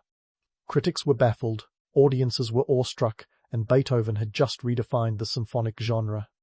But let's not get too starry-eyed about the tortured genius concept. Yes, Beethoven had his struggles, but the idea that suffering is the sole muse of creativity is a bit over-romanticized, like thinking the secret to good pasta sauce is exclusively in the tears of the chef. Beethoven's genius was the result of relentless work, an insatiable quest for innovation, and yes, a fair share of adversity. Yet he wasn't sitting in a dark, candlelit room wallowing in misery. More often, he was scribbling away furiously, experimenting with musical forms like a mad scientist in a sound lab. Meanwhile, Beethoven's personal life was still a hot mess. His infamous temper and social awkwardness didn't exactly win him friends. He was notoriously difficult to work with, and his financial situation, while improved from his early days, was always precarious. The man had patrons, sure, but he also had expenses that multiplied like rabbits. He was known for being a bit of a spendthrift, splurging on the latest piano models and lavish dinners when the mood struck him, because who doesn't love a good feast after a hard day of composing? And then there was the small matter of his hearing, or lack thereof. Deafness would seem like a death sentence for a composer, but Beethoven was nothing if not defiant. By the early 1800s, he was almost completely deaf, yet he continued to compose, conduct, and perform. Imagine someone trying to drive without being able to see the road, utterly terrifying, but somehow he managed. His Piano Sonata No. 14, more commonly known as the Moonlight Sonata, was composed around this time, and it's a piece that's been fueling romantic fantasies and setting the mood for candlelit dinners for centuries. It's hauntingly beautiful, yes, but not because Beethoven was pining away in sorrow. Rather, it's a testament to his ability to channel his internal symphonies into timeless music. Now, let's talk about the politics of the time, because Beethoven didn't compose in a vacuum. The Napoleonic Wars were shaking up Europe like a snow globe. Monarchies were toppling, republics were rising, and the air was thick with the smell of revolution. Beethoven was a man of the Enlightenment, a believer in the ideals of liberty and equality, even if he didn't always see eye to eye with every revolutionary leader. His music, with its power and intensity, became an unofficial anthem for change. The Fifth Symphony, with its iconic da-da-da-da-nam opening, has been interpreted as the sound of fate knocking at the door, but it was also the sound of a new world being born. Yet, as much as Beethoven's music symbolized revolution, he himself was a bit of a contradiction. He held aristocrats in contempt, yet he relied on their patronage. He admired democratic ideals but maintained relationships with the nobility who could afford to commission his work. It's like being a rebel with a trust fund. You're caught between the allure of independence and the comfort of support. In the bigger picture of Beethoven's rise to fame, it's crucial to remember that his success wasn't just about personal perseverance. He emerged as a musical titan because he struck a chord with the public psyche, reflecting the hopes and fears of a society in upheaval. His works were both a product of their time and a catalyst for change, pushing the boundaries of what music could convey. The world was his stage, and his compositions were the soundtrack to an era of transformation. So, while the myth of the tortured genius makes for a compelling narrative, the reality is that Beethoven's creativity was fueled by his relentless pursuit of excellence and his ability to adapt to the world's changing tempos. His life was a symphony of contradictions, a testament to the complexity of human experience. As he continued to compose, the world around him kept evolving, and his music would become even more intertwined with the social and political fabric of Europe. But that's a story for another day, as Beethoven's journey is far from over, and his greatest works are still to come. As the curtain closed on Beethoven's midlife act, the drama was far from over. We're talking about the kind of personal chaos that would make a soap opera writer take notes. Beethoven's later years, marked by increasing deafness and personal isolation, turned his life into a tragic symphony that no one could have composed better, except maybe the man himself. So, let's dive into the melodrama of Beethoven's life, starting with his infamous custody battle over his nephew Karl. Beethoven's relationship with Karl was like a Shakespearean tragedy with a side of courtroom drama. It all began after the death of Beethoven's brother Caspar in 1815. Beethoven, convinced that he alone could provide the best upbringing for his dear nephew, decided to take on the role of guardian, a decision that spiraled into an 8-year legal war with Karl's mother, Johanna. Now, Johanna wasn't exactly the portrait of maternal perfection. Her reputation was less saintly mother and more scandalous socialite. Beethoven, always the dramatic, painted her as morally unfit, likening her to the villain in this familial opera. The courtroom antics were worthy of a daytime Emmy, with Beethoven going to great lengths to retain custody. And when I say great lengths, I mean he even tried to have Johanna declared legally incompetent. Talk about family drama. The custody battle was a financial and emotional drain. Beethoven spent years and a small fortune because, yes, legal fees were exorbitant even back then, trying to secure the future he envisioned for Karl. Imagine the stress of composing symphonies while also preparing legal briefs. It's a wonder Beethoven didn't just throw in the towel and pen a legal drama instead. But alas, the courts eventually sided with Beethoven, granting him custody. Victory, however, was bittersweet. Karl was a troubled teenager, caught between the demands of his overbearing uncle and his own struggles. It's like being stuck in a tug of war, only the rope is your sanity. Beethoven's financial situation during this period was as precarious as a tightrope walker with vertigo. Despite his public success, money was a constant concern. Sure, he was a rock star of his day, but fame doesn't necessarily equate to fortune. Just ask any modern artist who's gone bankrupt. He received annuities from wealthy patrons like the Archduke Rudolf, Prince Lobkowitz, and Prince Kinsky. However, The Napoleonic Wars had a nasty habit of devaluing currency faster than you can say inflation, and Beethoven was often left scrambling to make ends meet. Add to this the fact that Beethoven's social circle was shrinking faster than a wool sweater in a hot wash. His deafness, by now almost complete, isolated him from many friends and colleagues. Gone were the days of lively salon gatherings and impromptu jam sessions. Instead, he communicated through the now famous conversation books, where visitors would write their side of the conversation. Imagine trying to maintain witty banter when one half of the dialogue is scribbled notes. It's like texting, but way less convenient. Yet, out of this maelstrom of personal chaos emerged some of Beethoven's most groundbreaking works. His later compositions, including the Ninth Symphony and the late string quartets, were nothing short of revolutionary. It's as if his internal silence allowed him to hear music in a way no one else could. The Ninth Symphony, with its choral finale and the Ode to Joy, captured the universal longing for connection and unity. It was premiered in 1824 to thunderous applause, a stark contrast to the solitude Beethoven experienced in his personal life. The late string quartets, composed between 1825 and 1826, are often considered Beethoven's farewell to the world. They're like a musical diary, filled with complex emotions and profound introspection. Critics and audiences were initially puzzled by their density and depth, like serving avant-garde cuisine to a crowd expecting meat and potatoes. But these works have since been hailed as some of the greatest achievements in Western music, offering a glimpse into the mind of a man who, despite his struggles, never stopped pushing the boundaries of his art. Beethoven's later compositions were influenced not just by his personal turmoil, but also by the changing world around him. The political landscape of Europe was shifting yet again, with revolutions sparking like fireworks across the continent. Beethoven, a child of the Enlightenment, infused his music with the spirit of freedom and human dignity. His compositions became a beacon of hope in tumultuous times, resonating with audiences who yearned for change. Yet, as his public acclaim grew, Beethoven's private life continued to unravel. His health was deteriorating, plagued by a host of ailments that would make a hypochondriac blush. Liver disease, stomach issues, and chronic pain were constant companions, adding to the burden of his deafness. It's a testament to his resilience that he continued to compose amid such adversity, channeling his suffering into music that transcended his personal struggles. In 1826, Karl, overwhelmed by the pressure of living up to his uncle's expectations, attempted suicide. Thankfully, he survived, but the incident devastated Beethoven, who blamed himself for Karl's despair. It was a harsh reminder that genius often comes at a cost, not just to the creator, but to those around them. Beethoven's obsession with Karl's future had blinded him to the boy's needs, a tragic flaw in this otherwise heroic narrative. As Beethoven's life drew to a close, he found himself increasingly isolated.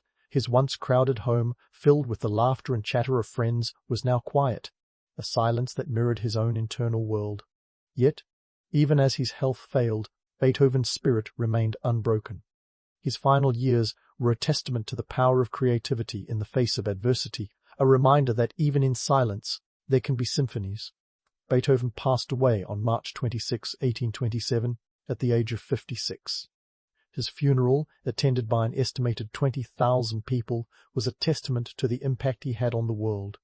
The streets of Vienna were filled with mourners, a sea of black-clad figures paying their respects to the man who had transformed music forever. It was a fitting farewell for a composer whose work had transcended the boundaries of sound, speaking to the heart of humanity itself. But before we wrap up our tale of Beethoven's life, we should pause to consider the legacy he left behind. His music, filled with passion, innovation, and a deep understanding of the human condition, continues to inspire generations. Beethoven was not just a composer, he was a revolutionary, a visionary who dared to dream of a world where music could bring people together, even as it pushed them to think differently. As we look back on the life of this extraordinary man, it's clear that Beethoven's story is more than just a tale of genius and adversity.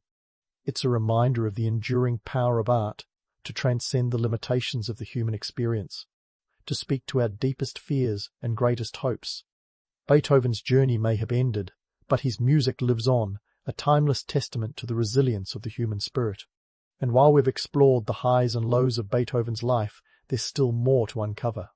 In the final act of our story, we'll delve into the lasting impact of his work, the myths and legends that surround his legacy, and the ways in which his music continues to resonate with audiences today. So stay tuned, because the story of Beethoven is far from over, and there's still a symphony of insights waiting to be discovered. So, as we close the chapter on Beethoven's tumultuous life, let's sift through the debris and see what's left standing. Beethoven's legacy isn't just a towering monument of musical genius. It's a complex mosaic of contradictions, struggles, and triumphs that continue to resonate through the halls of history.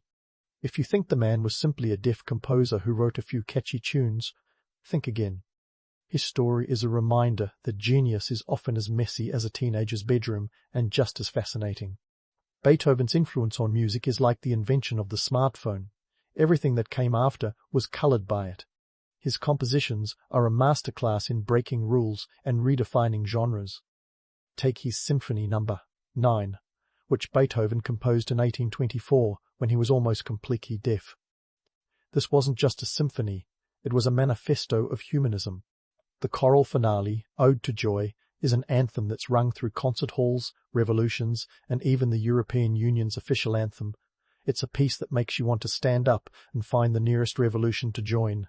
But let's not smooth out the rough edges of Beethoven's life story with a romantic brush. His existence was as chaotic as a toddler with a crayon. The myth of the solitary genius scribbling masterpieces in a candlelit room omits the practical realities. Beethoven was a working artist, hustling to pay his bills and dealing with patrons who were as fickle as today's music streaming algorithms. He wasn't composing in a vacuum, but in a world where financial support was as uncertain as a Wi-Fi connection in a basement. And speaking of myths, let's address the elephant in the room, the whole tortured genius trope. Sure, Beethoven had more than his share of personal drama, but let's not pretend that suffering is the only ingredient in his creative soup. His brilliance was also a product of meticulous work, endless experimentation, and a relentless drive to push the boundaries. It's romantic to think of talent as a divine gift, but Beethoven's genius was more like a craft beer, carefully brewed, with a hint of madness. Yet we can't ignore the fact that his turbulent life and profound deafness did add layers of depth and emotion to his music. His challenges became the canvas for his compositions, turning personal anguish into universal themes. The man's life was a symphony of contradictions, demonstrating that human creativity often thrives in the most adverse conditions. As he famously noted in the Heiligenstadt Testament, it was his art that held him back from ending it all. Fast forward to today, and Beethoven's relevance hasn't dimmed one bit. In a world that often values instant gratification, his music stands as a testament to the power of perseverance and depth.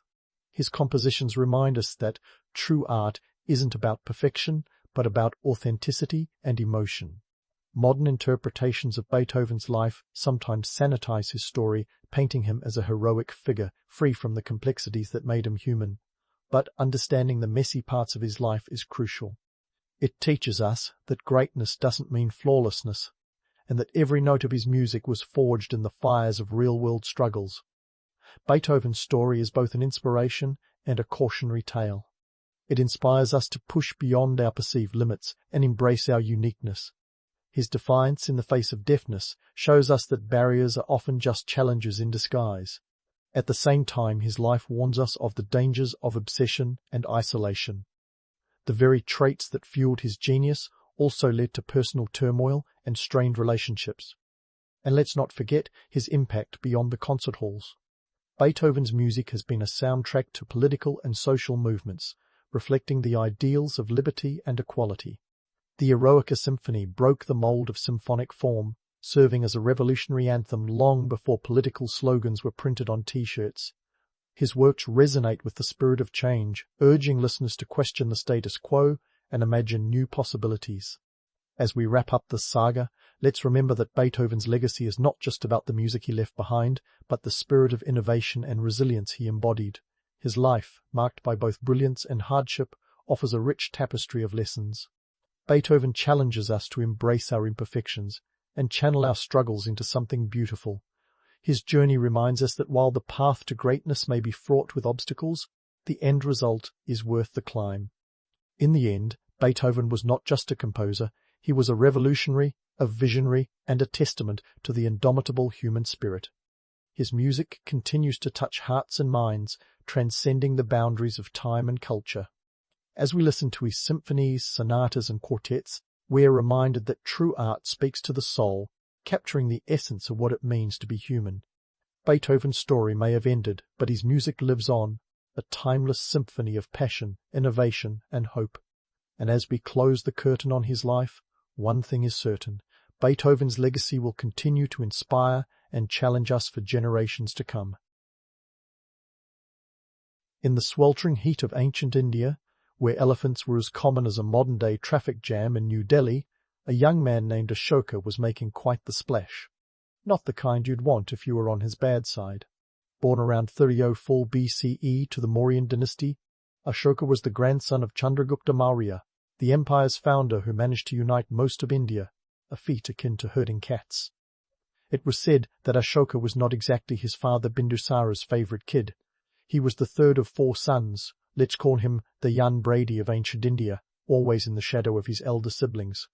Yet, this overlooked prince would eventually rise to become one of the most formidable rulers in history. By the time Ashoka's father kicked the bucket, the Mauryan Empire was a behemoth stretching over 5 million square kilometres, an India-sized colossus that included parts of modern-day Iran and Afghanistan.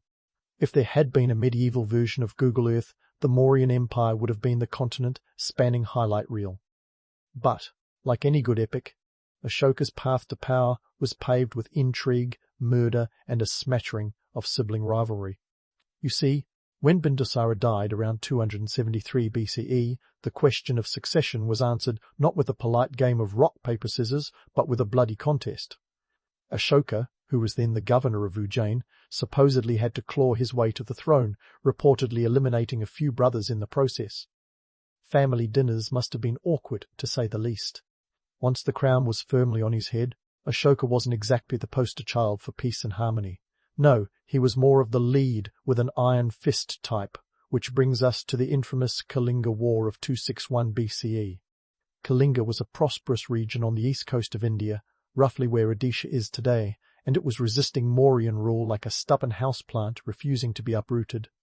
Ashoka decided enough was enough, and unleashed his military might, resulting in a bloodbath that left around 100,000 soldiers and civilians dead, with another 150,000 deported. The devastation was so extensive, it was like a Game of Thrones episode, but with more elephants. Here's the twist, though. The Kalinga War was a turning point for Ashoka. Witnessing the horror and scale of the conflict, he had what one might call a come-to-Buddha moment. Legends tell us that Ashoka was so horrified by the carnage that he experienced a profound transformation. Now, before we break out the violins, let's be clear. Ashoka didn't become a flower child overnight. But he did embrace Buddhism, ditching the bloody conquests for Dharma, which is Sanskrit for the right way of living. He went from a ruler whose name struck fear into the hearts of his subjects to one who preached non-violence and compassion. Talk about a 180-degree turn. Ashoka's conversion wasn't just a personal epiphany, it was a strategic pivot. He saw the value in Buddhist principles and began incorporating them into his governance. The Mauryan Empire was vast, and maintaining control over such a diverse population required more than just military might. Ashoka's new approach involved spreading Buddhist teachings, which also meant he got to slap his name on a whole lot of inscriptions and pillars. Think of them as ancient Twitter posts, except these messages were chiseled in stone and considerably less ephemeral. The edicts were all about moral living, religious tolerance, and social responsibility, messages that resonate even today. But let's not romanticize the transformation entirely. While Ashoka did promote peace and non-violence, he wasn't above using his newfound beliefs as a tool for political stability. The empire was a patchwork of cultures, languages, and religions. By promoting a unifying philosophy, Ashoka was cleverly consolidating power and ensuring loyalty without the pesky business of warfare. It was a smart move, and it worked. The Mauryan Empire reached its zenith during his reign, becoming a beacon of culture and prosperity. So there you have it. Ashoka, the ruthless ruler, transformed into Ashoka, the benevolent emperor, all thanks to a war so brutal it changed the course of his life and history. Yet, like all good stories, It's not just about the transformation itself, but what comes next. Ashoka's embrace of Buddhism would have ripple effects far beyond the borders of his empire, influencing cultures and religions across Asia. But that's a tale for another time. For now, let's just appreciate the irony, a warlord turned pacifist, whose legacy is still carved into the rocks of the Indian subcontinent. With Ashoka's transformation from conqueror to pacifist, it's as if the universe had flipped his life script from Game of Thrones to eat, pray, love, minus the Italian cuisine. But swapping his sword for a sutra wasn't just a personal journey, it was a policy overhaul that would give any modern spin doctor a run for their money. Ashoka didn't just become a Buddhist, he became Buddhism's biggest brand ambassador, like an ancient influencer with a penchant for moral living and an aversion to bloodshed. And when I say brand ambassador, I mean he was practically shouting it from the rooftops, or, in his case, chiseling it into rocks across the empire. These rock and pillar edicts, scattered over 30 locations in India, Nepal, Pakistan and Afghanistan, were like the Twitter of antiquity, except they didn't disappear into the ether after a news cycle. They proclaimed the virtues of Dharma, non-violence and tolerance, and they were Ashoka's way of convincing his subjects that ruling with compassion might just be more effective than ruling with fear. The guy was savvy.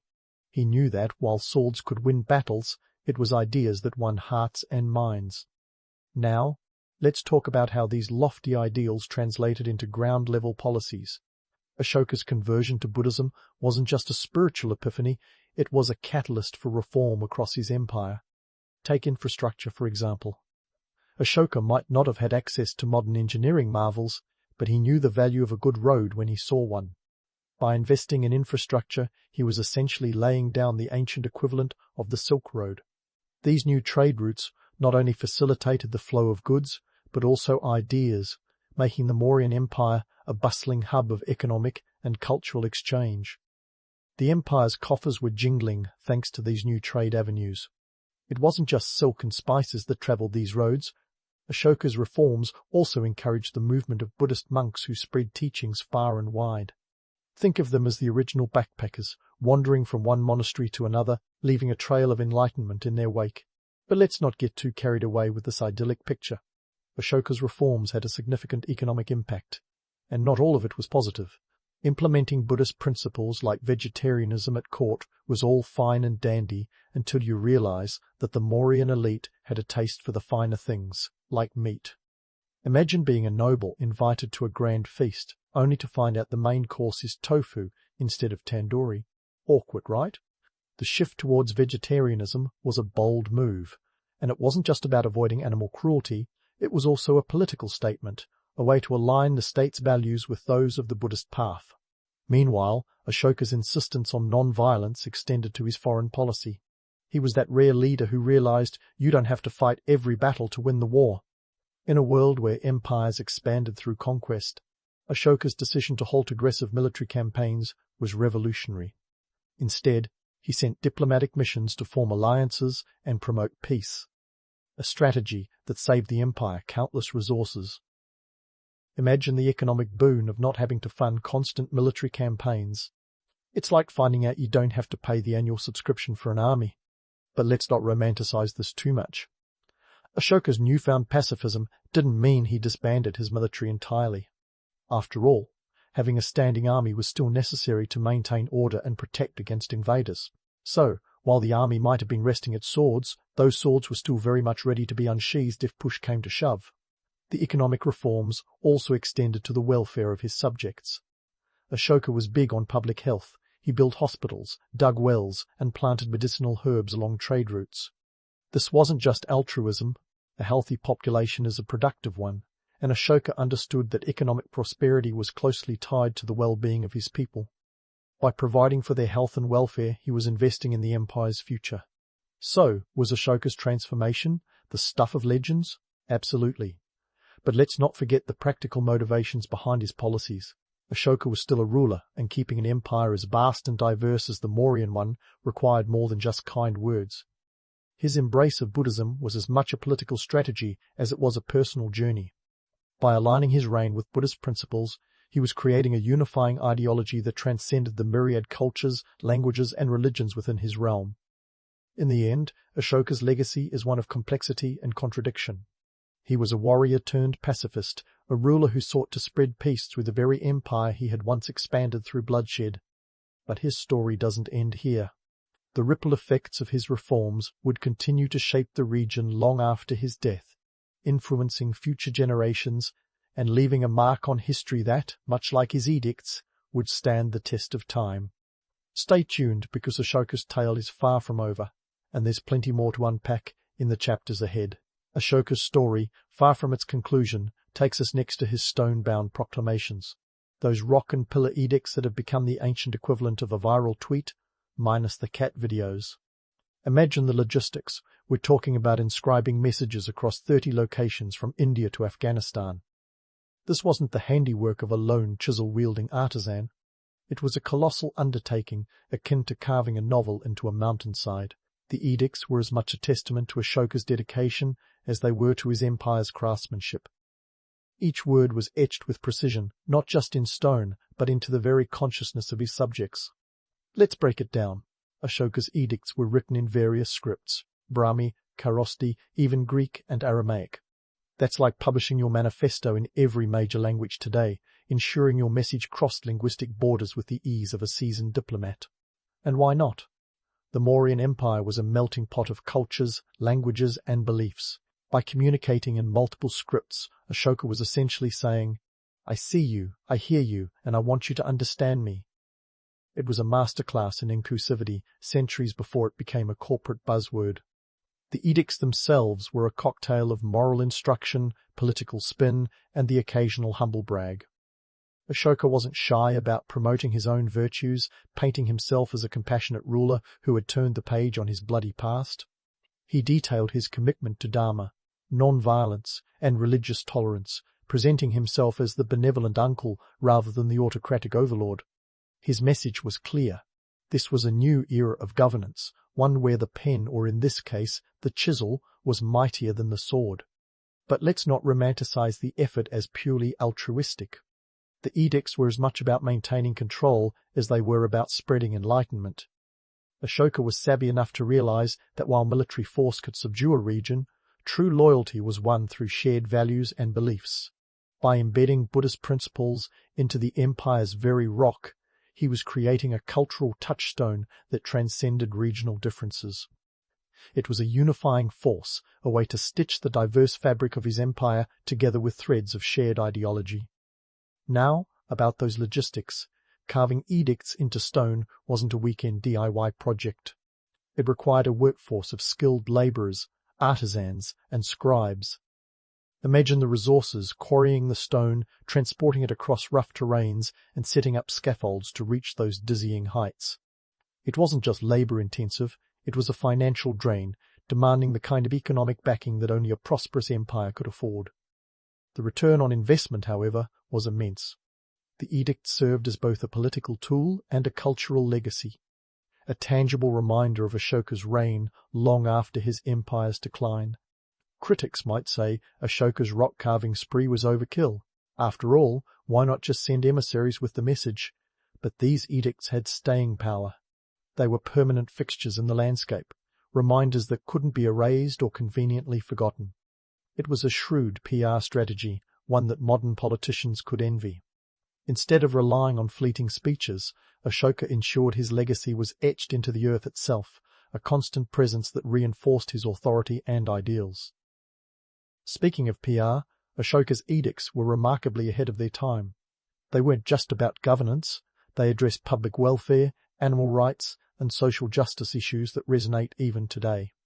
Take, for instance, his edicts against animal slaughter, which were as much about ethical governance as they were about aligning with Buddhist teachings. It was a bold move considering the Mauryan elite's penchant for lavish feasts. Imagine the grumbling nobles, sitting down to a royal banquet, only to find their favourite dish replaced by a hearty serving of lentils. It was a strategic play, aligning the empire's values with those of its ruler, but it also highlighted the tension between tradition and reform. Ashoka's edicts also advocated for fair treatment of prisoners and the establishment of medical facilities, reflecting a commitment to public welfare that was revolutionary for its time. These policies were about more than just altruism. They were a calculated investment in the empire's future.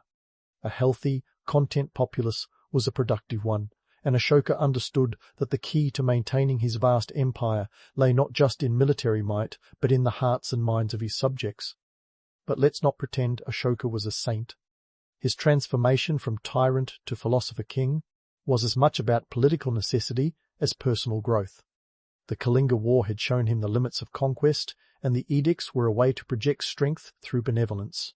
It was a clever pivot, one that allowed him to consolidate power while presenting a facade of compassion and wisdom.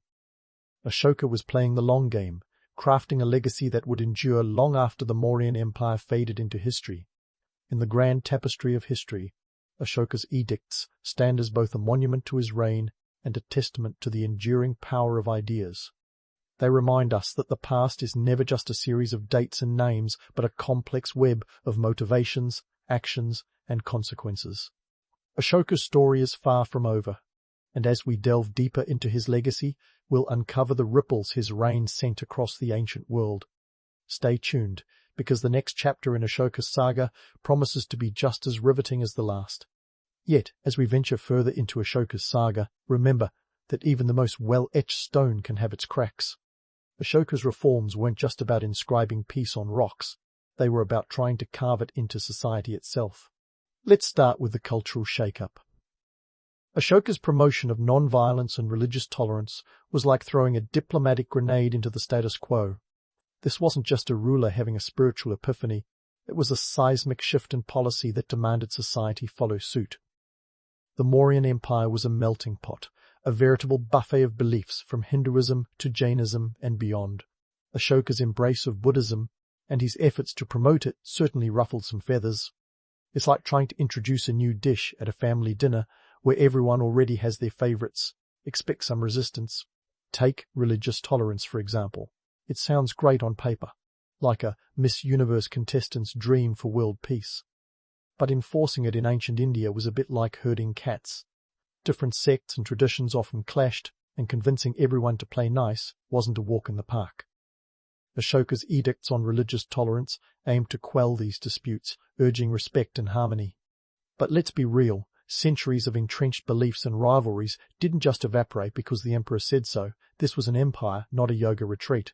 The irony here is palpable. While Ashoka preached non-violence, his edicts sometimes needed the backing of good old-fashioned authority to be taken seriously. Imagine trying to enforce a policy of peace with an army ready to step in if things got out of hand. It's a bit like using a hammer to hang a feather overkill, but sometimes necessary to get the point across. Now, let's talk about the resistance he faced. Ashoka's push for these reforms didn't sit well with everyone, particularly the elite who were quite comfortable with their pre-reform lifestyles. Picture the Mauryan nobility, accustomed to grand feasts and hunting parties, suddenly being told that their lavish lifestyle was a no-go. It's like telling a modern billionaire they have to ditch their yachts for a rowboat. Not exactly a popular move. But Ashoka was playing chess, not checkers. His policies aimed to unify the empire under a single banner of dharma, or righteous living. By promoting religious tolerance and non-violence, he was reducing internal strife, which in turn helped maintain stability. This wasn't just about peace, it was about power. A united empire is a strong empire, and Ashoka knew that better than anyone. Yet, even with all these lofty ideals, Ashoka wasn't immune to the realities of governance. His policies had to contend with the practicalities of maintaining a vast and diverse empire. Take, for instance, his attempts to promote vegetarianism. While it was a noble endeavor aligned with Buddhist teachings, it wasn't exactly a hit with everyone. Meat was a staple in many regional cuisines, and asking people to give it up was like trying to convince a pizza lover to go gluten-free. Not impossible, but certainly a challenge.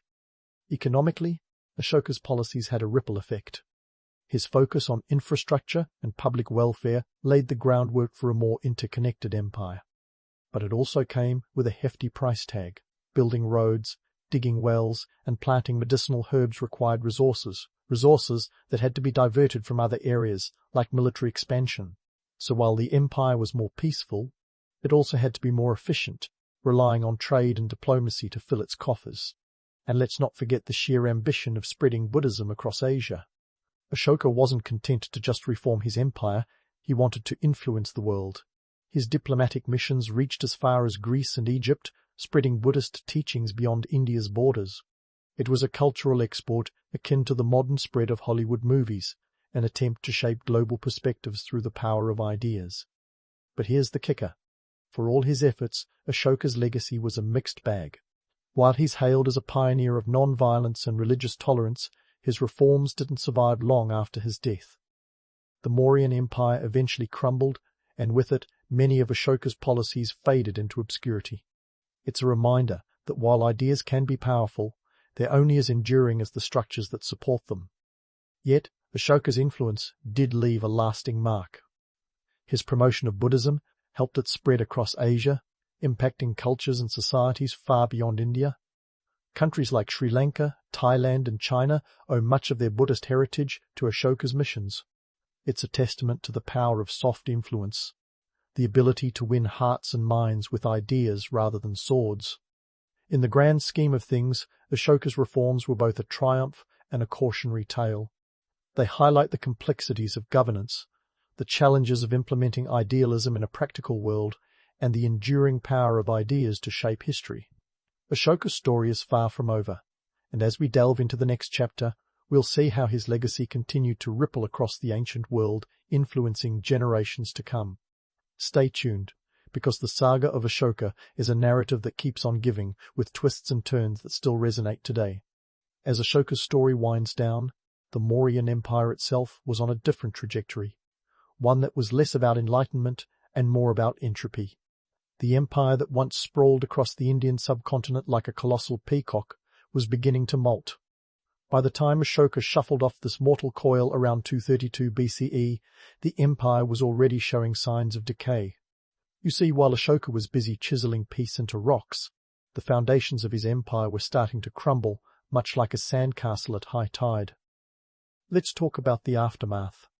Ashoka's successors, it seems, didn't quite inherit his penchant for Buddhist diplomacy and Dharma-driven governance. They were more the "let's see what happens if we wing it" type. The Mauryan Empire, once a model of centralized power, began to unravel as regional governors, who had probably been biding their time like understudies, waiting for the lead actor to catch a cold started flexing their newfound muscles. The result? Political fragmentation, like a jigsaw puzzle missing several pieces. Economically, the empire was also feeling the pinch. Ashoka's grand infrastructure projects and welfare programs were great in theory, but they came with a hefty price tag. Maintaining roads, hospitals, and the welfare of an empire of this magnitude required a steady flow of resources. And let's face it, Ashoka's decision to scale back military conquests meant fewer spoils of war filling the empire's coffers. It was like trying to fund the lavish lifestyle on a freelancer's budget. Something had to give. By 84 BCE, the Mauryan Empire had officially bitten the dust, toppled by a coup led by Pushyamitra Shunga, a former general. The Shunga dynasty took the reins, and the Mauryan legacy was left to gather dust, much like an outdated textbook in the back of a classroom. It's a classic tale of how even the mightiest empires can fall victim to the relentless march of time and the whims of human ambition. But what about Ashoka's legacy? Well, that's where things get interesting. Despite the empire's collapse, Ashoka's impact resonated long after his edicts were forgotten by the political elite. His promotion of Buddhism had set off a chain reaction, spreading the religion across Asia like an ancient viral video. From Sri Lanka to China, Buddhist teachings took root, guided by the missionaries Ashoka sent out like ancient brand ambassadors. Imagine the ripple effect. One man's introspective journey causing cultural waves across continents. However, let's not sugarcoat it. The narrative of Ashoka as a peace-loving sage is a bit of a mixed bag. His transformation is often romanticized, painting him as a visionary who single-handedly turned the tide of history. But beneath the rose-tinted veneer, Ashoka was still a ruler, a pragmatic one at that. His embrace of Buddhism was as much a strategic move as it was a personal revelation. By aligning the empire with Buddhist values, he was unifying a diverse population under a common ideology. It was a masterstroke of political acumen wrapped in the guise of spiritual awakening. Yet the myth endures, partly because it offers a comforting narrative. A ruthless conqueror sees the error of his ways and chooses peace over power. It's a tale as old as time, one that appeals to our sense of justice and redemption. But real life, as we know, is rarely so neatly packaged. So why does Ashoka's story still resonate today? Perhaps it's because it embodies the eternal struggle between idealism and pragmatism, a balancing act that every leader must navigate. Ashoka's reign was a testament to the power of ideas, even as it highlighted the limitations of those ideas when faced with the harsh realities of governance. His story is a reminder that while ideals can inspire, they must be grounded in practicality to endure.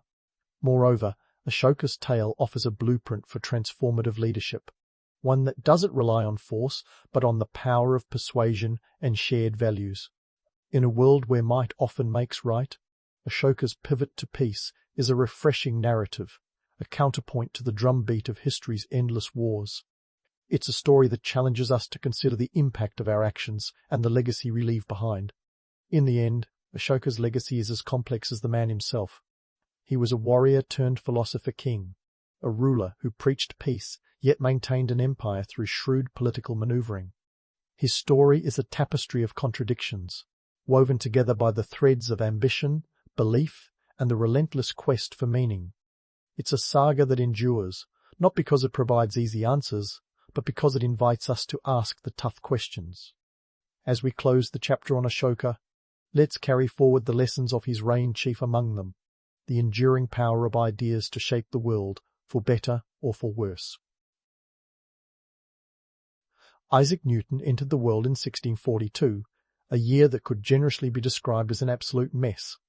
England was knee-deep in civil war, Charles I was about to lose his head, literally, and a plague was busy making the rounds like a particularly nasty houseguest who just won't leave. Into this charming backdrop came a tiny baby who was so small and sickly that he wasn't expected to survive. Spoiler alert, he did, and thank goodness, because otherwise we'd have a lot less to say about gravity. Newton's early years weren't exactly a playground of childhood delight.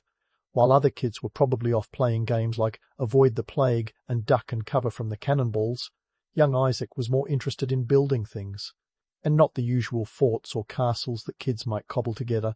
Newton was crafting models of windmills. Yeah, not your typical Lego set. He constructed a little mechanical mill that could grind grain, complete with a mouse running in a wheel to power it. Kids these days think they're clever for designing a new TikTok dance, but Newton was revolutionizing miniature agriculture before he even hit puberty. His mother, Hannah Iscoff Newton, definitely had a handful with this kid. Widowed only a few months before Isaac was born, she remarried when he was 3 and left him in the care of his grandmother. Newton's stepfather, Barnabas Smith, wasn't exactly a fan favorite, and Isaac reportedly held a grudge long enough to include burning down his house in a list of things he wanted to do later in life. No, I'm not making that up. This was the 17th century version of a diary entry, and it was delightfully petty. Newton wasn't the most sociable chap either. While other kids were off forming alliances and rivalries on the playground, Isaac was more likely to be found in solitude, tinkering away. He once tried to measure the speed of sound by timing the echoes of a bell he rang across a field. You could say he was a bit of a nerd, but honestly, in a time when people still thought bathing was optional, being a nerd was probably the least of anyone's worries. School life for Newton wasn't exactly Hogwarts-level magical. He attended the King's School in Grantham, where he lodged with an apothecary named Mr. Clark. Here, Newton spent his nights with his nose in books and his days conducting experiments that probably baffled the poor Clark family.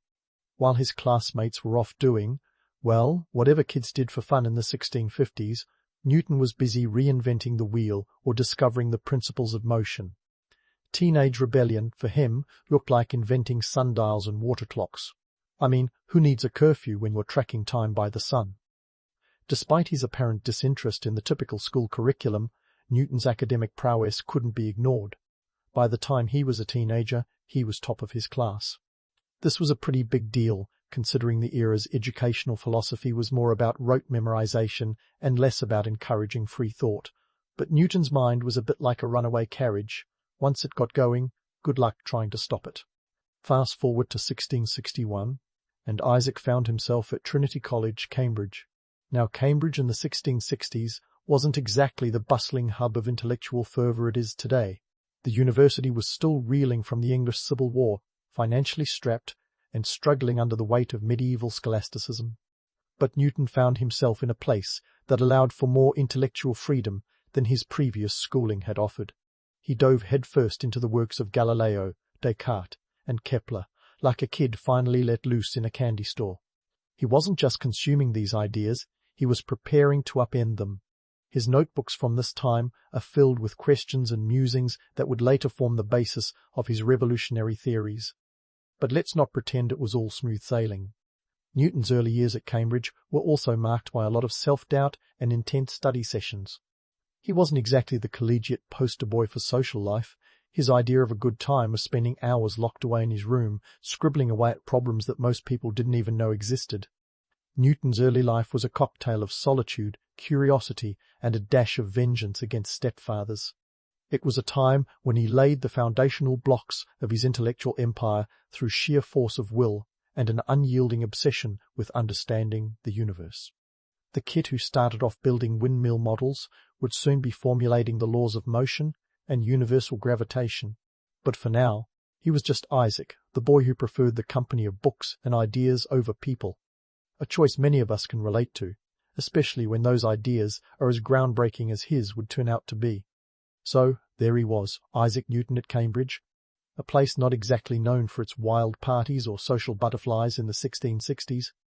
Imagine the university as a sort of intellectual Jurassic Park, minus the dinosaurs but with plenty of fossils. I'm talking about the academic ideas, not the professors. It was a breeding ground for scholars who were just beginning to dust off the cobwebs of medieval thinking, and Newton was about to blow the roof off the place. Now, Newton was the kind of student who would probably flunk a modern-day Myers-Briggs test for extroversion. He spent his time poring over the works of luminaries like Galileo and Kepler, jotting down notes and questions that would later become his own groundbreaking theories. But let's not sugarcoat it. Newton wasn't the archetypal student leader or the life of the party. His kind of party involved pens, paper, and a lot of alone time, which, let's be honest, is exactly what you want from someone who's going to revolutionize physics. Of course, between his bookworm antics and social seclusion, Newton had some peculiar hobbies. Take his fascination with alchemy, for instance. In today's world, calling someone an alchemist is like calling them a wizard. Interesting, sure, but a little detached from reality. Back then, alchemy was the hot pursuit of transforming base metals into gold. It was the 17th century equivalent of the startup boom, except instead of apps, they were trying to crack the code of immortality, or, at the very least, score some shiny bling. Newton filled thousands of pages with alchemical notes which, if you've ever seen his handwriting, you'd know is about as easy to decipher as a toddler's first scribbles. And then there was his little optics experiment. Now, Newton was fascinated by light and colour, which led him down some pretty bizarre paths. In one infamous escapade, he decided it would be a fantastic idea to stick a needle, or more accurately, a bodkin, a fine sewing instrument, into his eye socket. Yes, you heard that right. The man who would later define the laws of motion and gravity was poking around his own eye to understand how light works. He wasn't self-destructive, he was just intensely curious. This wasn't some frat house dare. Newton was meticulously testing how pressure affected vision, trying to unravel the mysteries of optics. And then came the plague year, 1665, when the universe decided that the best way to foster genius was to slap a quarantine on everyone. With Cambridge shutting down due to the bubonic plague, Newton returned to Woolsthorpe Manor. While most of us would spend quarantine binge-watching, Newton spent it inventing calculus. Yes, that calculus, the bane of many a high school student. If anything screams overachiever, it's inventing a new branch of mathematics while the world is in lockdown. During this period of enforced solitude, he also laid down the laws of motion and universal gravitation. Legend has it that an apple fell on his head, sparking the revelation about gravity. While the apple story is more folklore than fact, it does capture the essence of Newton's knack for turning the mundane into the magnificent. The guy could see the universe in a falling apple, which is a talent most of us lack when we're just trying to avoid a snack-related injury. Newton's discoveries during the plague year were nothing short of revolutionary.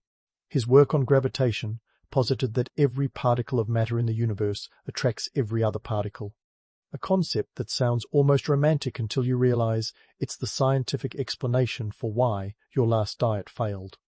These discoveries weren't born in the bustling halls of academia, but rather in the quiet, isolated corners of a countryside manor. It's a testament to how even the direst circumstances can be a crucible for innovation. Newton saw the world not as it was, but as it could be comprehended, and he had the audacity to believe that understanding was within reach. But let's not forget the economic backdrop of Newton's achievements. The 17th century wasn't exactly a walk in the park financially. England was recovering from a civil war, and the plague wasn't just a health crisis, it was an economic nightmare. Cambridge, like many institutions, was strapped for cash, relying heavily on tuition fees from students who were now scattered across the country. Yet, in this atmosphere of scarcity, Newton was a beacon of intellectual wealth, proving that sometimes the best ideas come when you're least equipped to chase them. Newton's Cambridge years, and his plague year epiphanies, were a roller coaster of intellectual fervour and bizarre experimentation. He wasn't just a man of his time, he was a man ahead of it, constantly pushing boundaries and questioning the status quo. So, while he may not have been the life of the party, he certainly knew how to make an entrance into the annals of history, that is. And as he tinkered away on his theories, little did the world know that it was on the cusp of a scientific revolution, one that would change the way we see the universe forever. But for now, Newton was just getting started, with many more discoveries and peculiar habits yet to come. And so, as Newton tinkered away on his theories, the world was on the brink of a scientific revolution, with Newton himself ready to make an entrance that would rival even the grandest of ballroom unveilings. Let's dive into that famous phase of his life, where the apple, the myth, and the reality of gravitational genius collide. Now, about that apple story, it's the stuff of legends. It's got all the makings of a classic simplicity, a touch of whimsy, and a hint of serendipity. But let's peel back the layers. Did an apple really fall on Newton's head, handing him the secrets of the universe like a cosmic cheat sheet? Not quite. The truth is less dramatic but still delightfully intriguing. Yes, Newton did observe an apple falling, but it was more a moment of contemplation than a bonk on the noggin. He mused about why apples always fall straight down rather than sideways or upwards. This mundane observation sparked the line of inquiry that would eventually lead him to articulate the law of universal gravitation. So, while the apple as eureka moment makes for a great story, it's really just a sweet garnish on a complex intellectual cake. Fast forward to 1687, the year Newton dropped a bombshell on the world. A 3-volume work that would change the scientific landscape forever, the Philosophia Naturalis Principia Mathematica, or simply, the Principia. This wasn't just a book. It was a manifesto of mathematical principles and genius that tackled everything from the laws of motion to gravitational forces. Newton didn't just raise the bar for scientific thought, he launched it into orbit.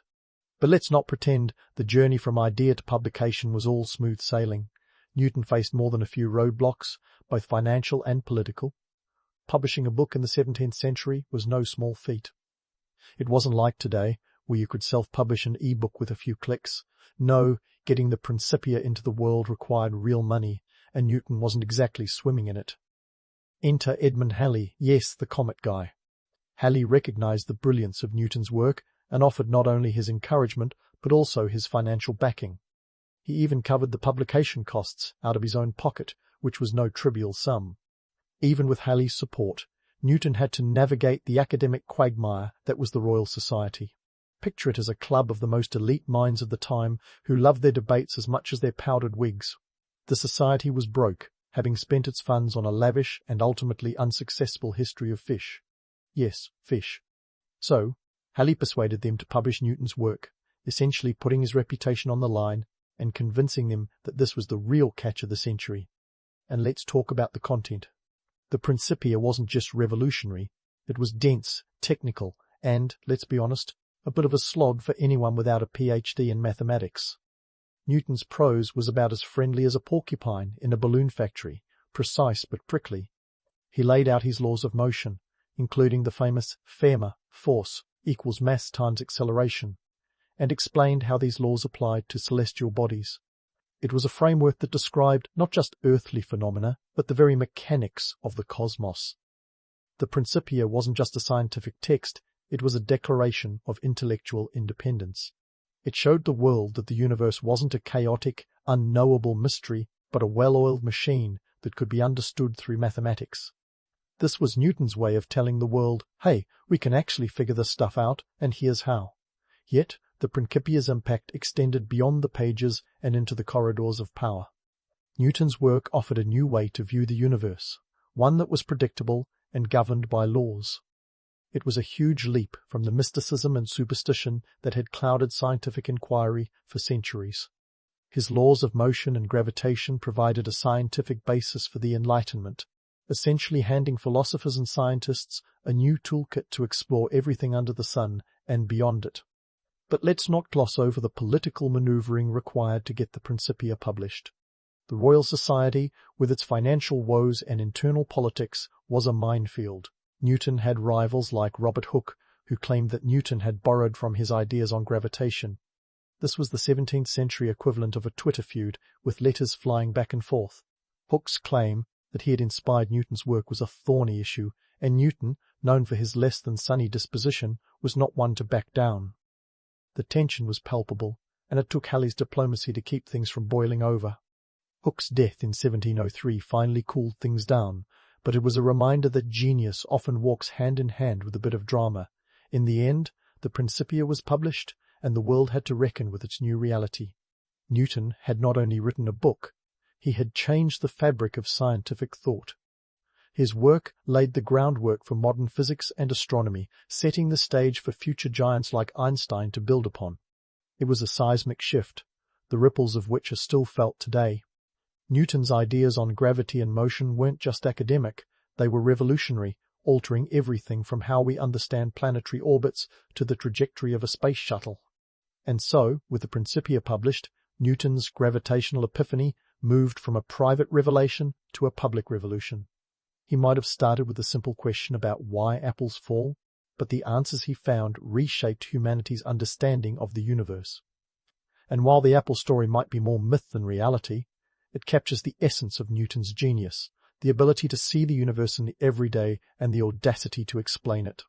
Stay tuned, because the saga of Newton's life is far from over, with more discoveries, disputes, and downright peculiarities on the horizon.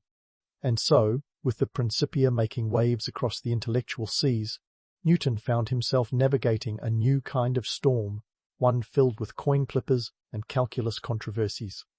Welcome to the next chapter of Newton's life, where the apple had long since fallen, and the man was about to dive headfirst into the financial world as the master of the mint. If you thought the world of physics was complicated, wait until you hear about 17th century currency shenanigans. Picture England in the late 1690s, a nation bustling with trade but riddled with a rather pesky problem: counterfeiting.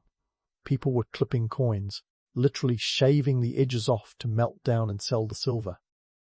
It was like a national pastime, except with a side of economic downfall. Enter Newton, who in 1696 took on the role of Warden of the Royal Mint, a position he initially accepted out of financial necessity, but soon turned into a personal crusade against the counterfeiters who were bleeding the economy dry. Now, Newton wasn't just a desk jockey in this role, he was an action hero in a powdered wig. He went full Sherlock Holmes on the forges, employing spies and informers to gather evidence. Newton wasn't afraid to get his hands dirty, conducting over 100 cross-examinations himself. This was a man who, in his earlier years, had spent days locked in a room with mathematical puzzles, now spending nights in the grimy underworld of London's criminal scene. And here's a fun fact: Newton's efforts led to the prosecution of 28 coiners, one of whom was none other than the notorious William Chaloner. Chaloner was a master forger, a slick operator who was as charming as he was deceitful. He even had the audacity to write to Parliament, accusing the mint of incompetence and offering his services. It's like a bank robber offering to help improve security systems while secretly planning the next heist. Newton, unimpressed by Chaloner's bravado, set out to bring him down. After meticulous investigation, Newton nabbed Chaloner, leading to his trial and execution in 1699. Chaloner's downfall was a testament to Newton's relentless pursuit of justice and precision, qualities that had served him well in both science and crime fighting. Meanwhile, Newton's work at the Mint wasn't just about catching bad guys, it was about overhauling the entire currency system. In 1691, he was promoted to Master of the Mint, a position he held until his death in 727. He reformed the currency, introducing milled edges on coins to prevent clipping, a practical stroke of genius that reflected his scientific mind applied to economic realities. This was more than just a job for Newton, it was a mission. He understood that a stable currency was the backbone of a stable nation, and he was determined to be the vertebrae holding it all together. But as Newton was busy rounding up forgers by day, by night he was embroiled in a different kind of conflict, one that was intellectual rather than criminal. Enter Gottfried Wilhelm Leibniz, the German polymath who, like Newton, had a penchant for inventing calculus. The calculus controversy was a clash of titanic minds, a 17th-century intellectual cage match where the stakes were nothing less than intellectual supremacy.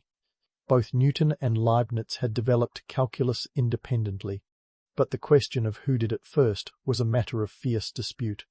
Let's be clear, this wasn't a friendly academic disagreement.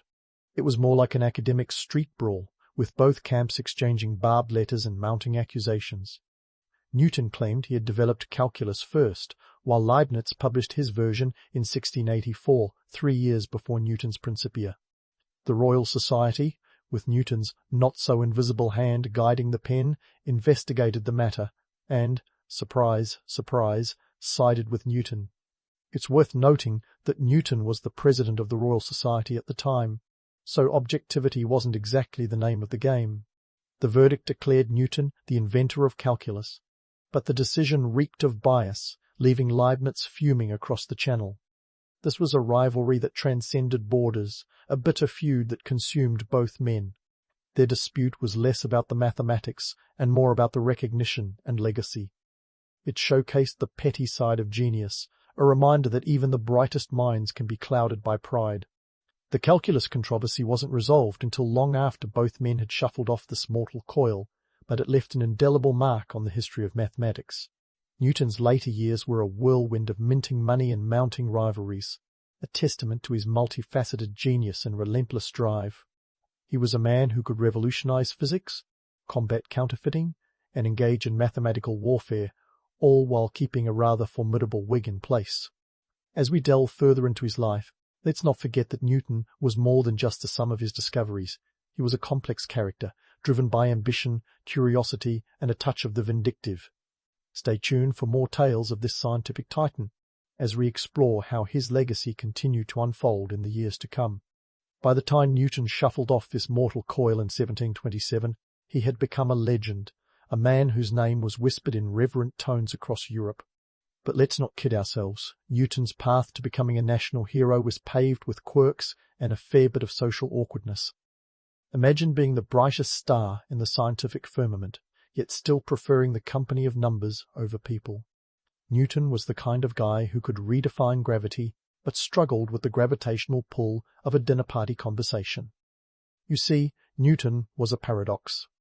On one hand, he was the intellectual titan who revolutionized physics, yet on the other, he was a deeply private man who often found social interactions as bewildering as the mysteries of the cosmos. He was knighted in 1705, becoming Sir Isaac Newton, a title that should have opened doors to every salon and social gathering in London. But instead of basking in the limelight, Newton preferred the dim, comfortable glow of his study lamp. It's as if the universe handed him the ultimate VIP pass, and he chose to keep it in his desk drawer. By the time of his death, Newton had achieved a status that was almost mythic. But let's be real, his personality wasn't all apple trees and eureka moments. He was known for his prickly temperament and could hold a grudge like a champ. Remember the calculus controversy with Leibniz? That was just one example of how Newton wasn't exactly the forgive and forget type.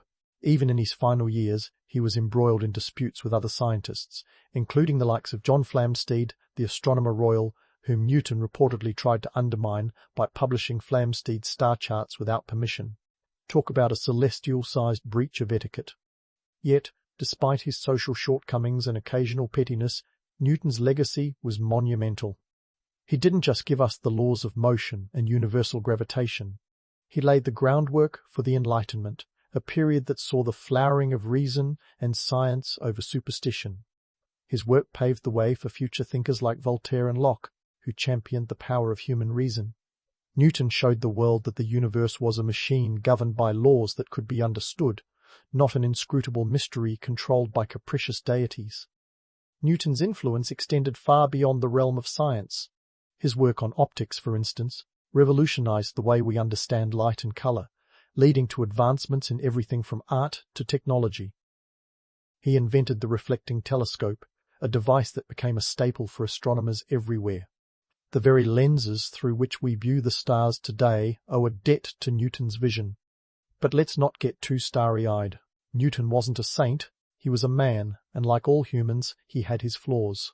He was fiercely ambitious, driven by a relentless pursuit of knowledge and recognition. His private life was marked by solitude, and he never married or had children. Instead, his legacy was his work, a body of knowledge that continues to influence science and philosophy to this day. By the time Newton passed away, he had amassed considerable wealth, a testament to his success at the Royal Mint and his shrewd investments. He was buried in Westminster Abbey, a final resting place that befits a man of his stature. His tomb became a pilgrimage site for admirers and fellow scientists, a symbol of his enduring impact on the world. In the end, Newton's life teaches us that genius is often as messy and human as it is extraordinary. He was a man who could gaze into the depths of the universe, yet struggled with the nuances of human interaction. His story reminds us that scientific progress is not just a series of eureka moments, but a complex tapestry woven from curiosity, dedication, and a bit of human drama. Newton's legacy is not just in the equations and theories he left behind, but in the way he inspired generations to look beyond the surface and seek the underlying truths of the universe. He showed us that the world is a puzzle waiting to be solved, and even the most daunting problems can be tackled with a curious mind and a bit of stubborn determination. So, as we wrap up this journey through the life of Isaac Newton, let's remember him not just as a solitary genius, but as a man who dared to ask the questions others hadn't thought to ask. He may have been a bit of an enigma socially, but his contributions to science and humanity are as clear as the daylight he so meticulously studied. Newton's life was a reminder that while the laws of the universe may be immutable, the human spirit's quest for understanding is limitless. And who knows, perhaps somewhere out there an apple is still falling, waiting to inspire the next great mind.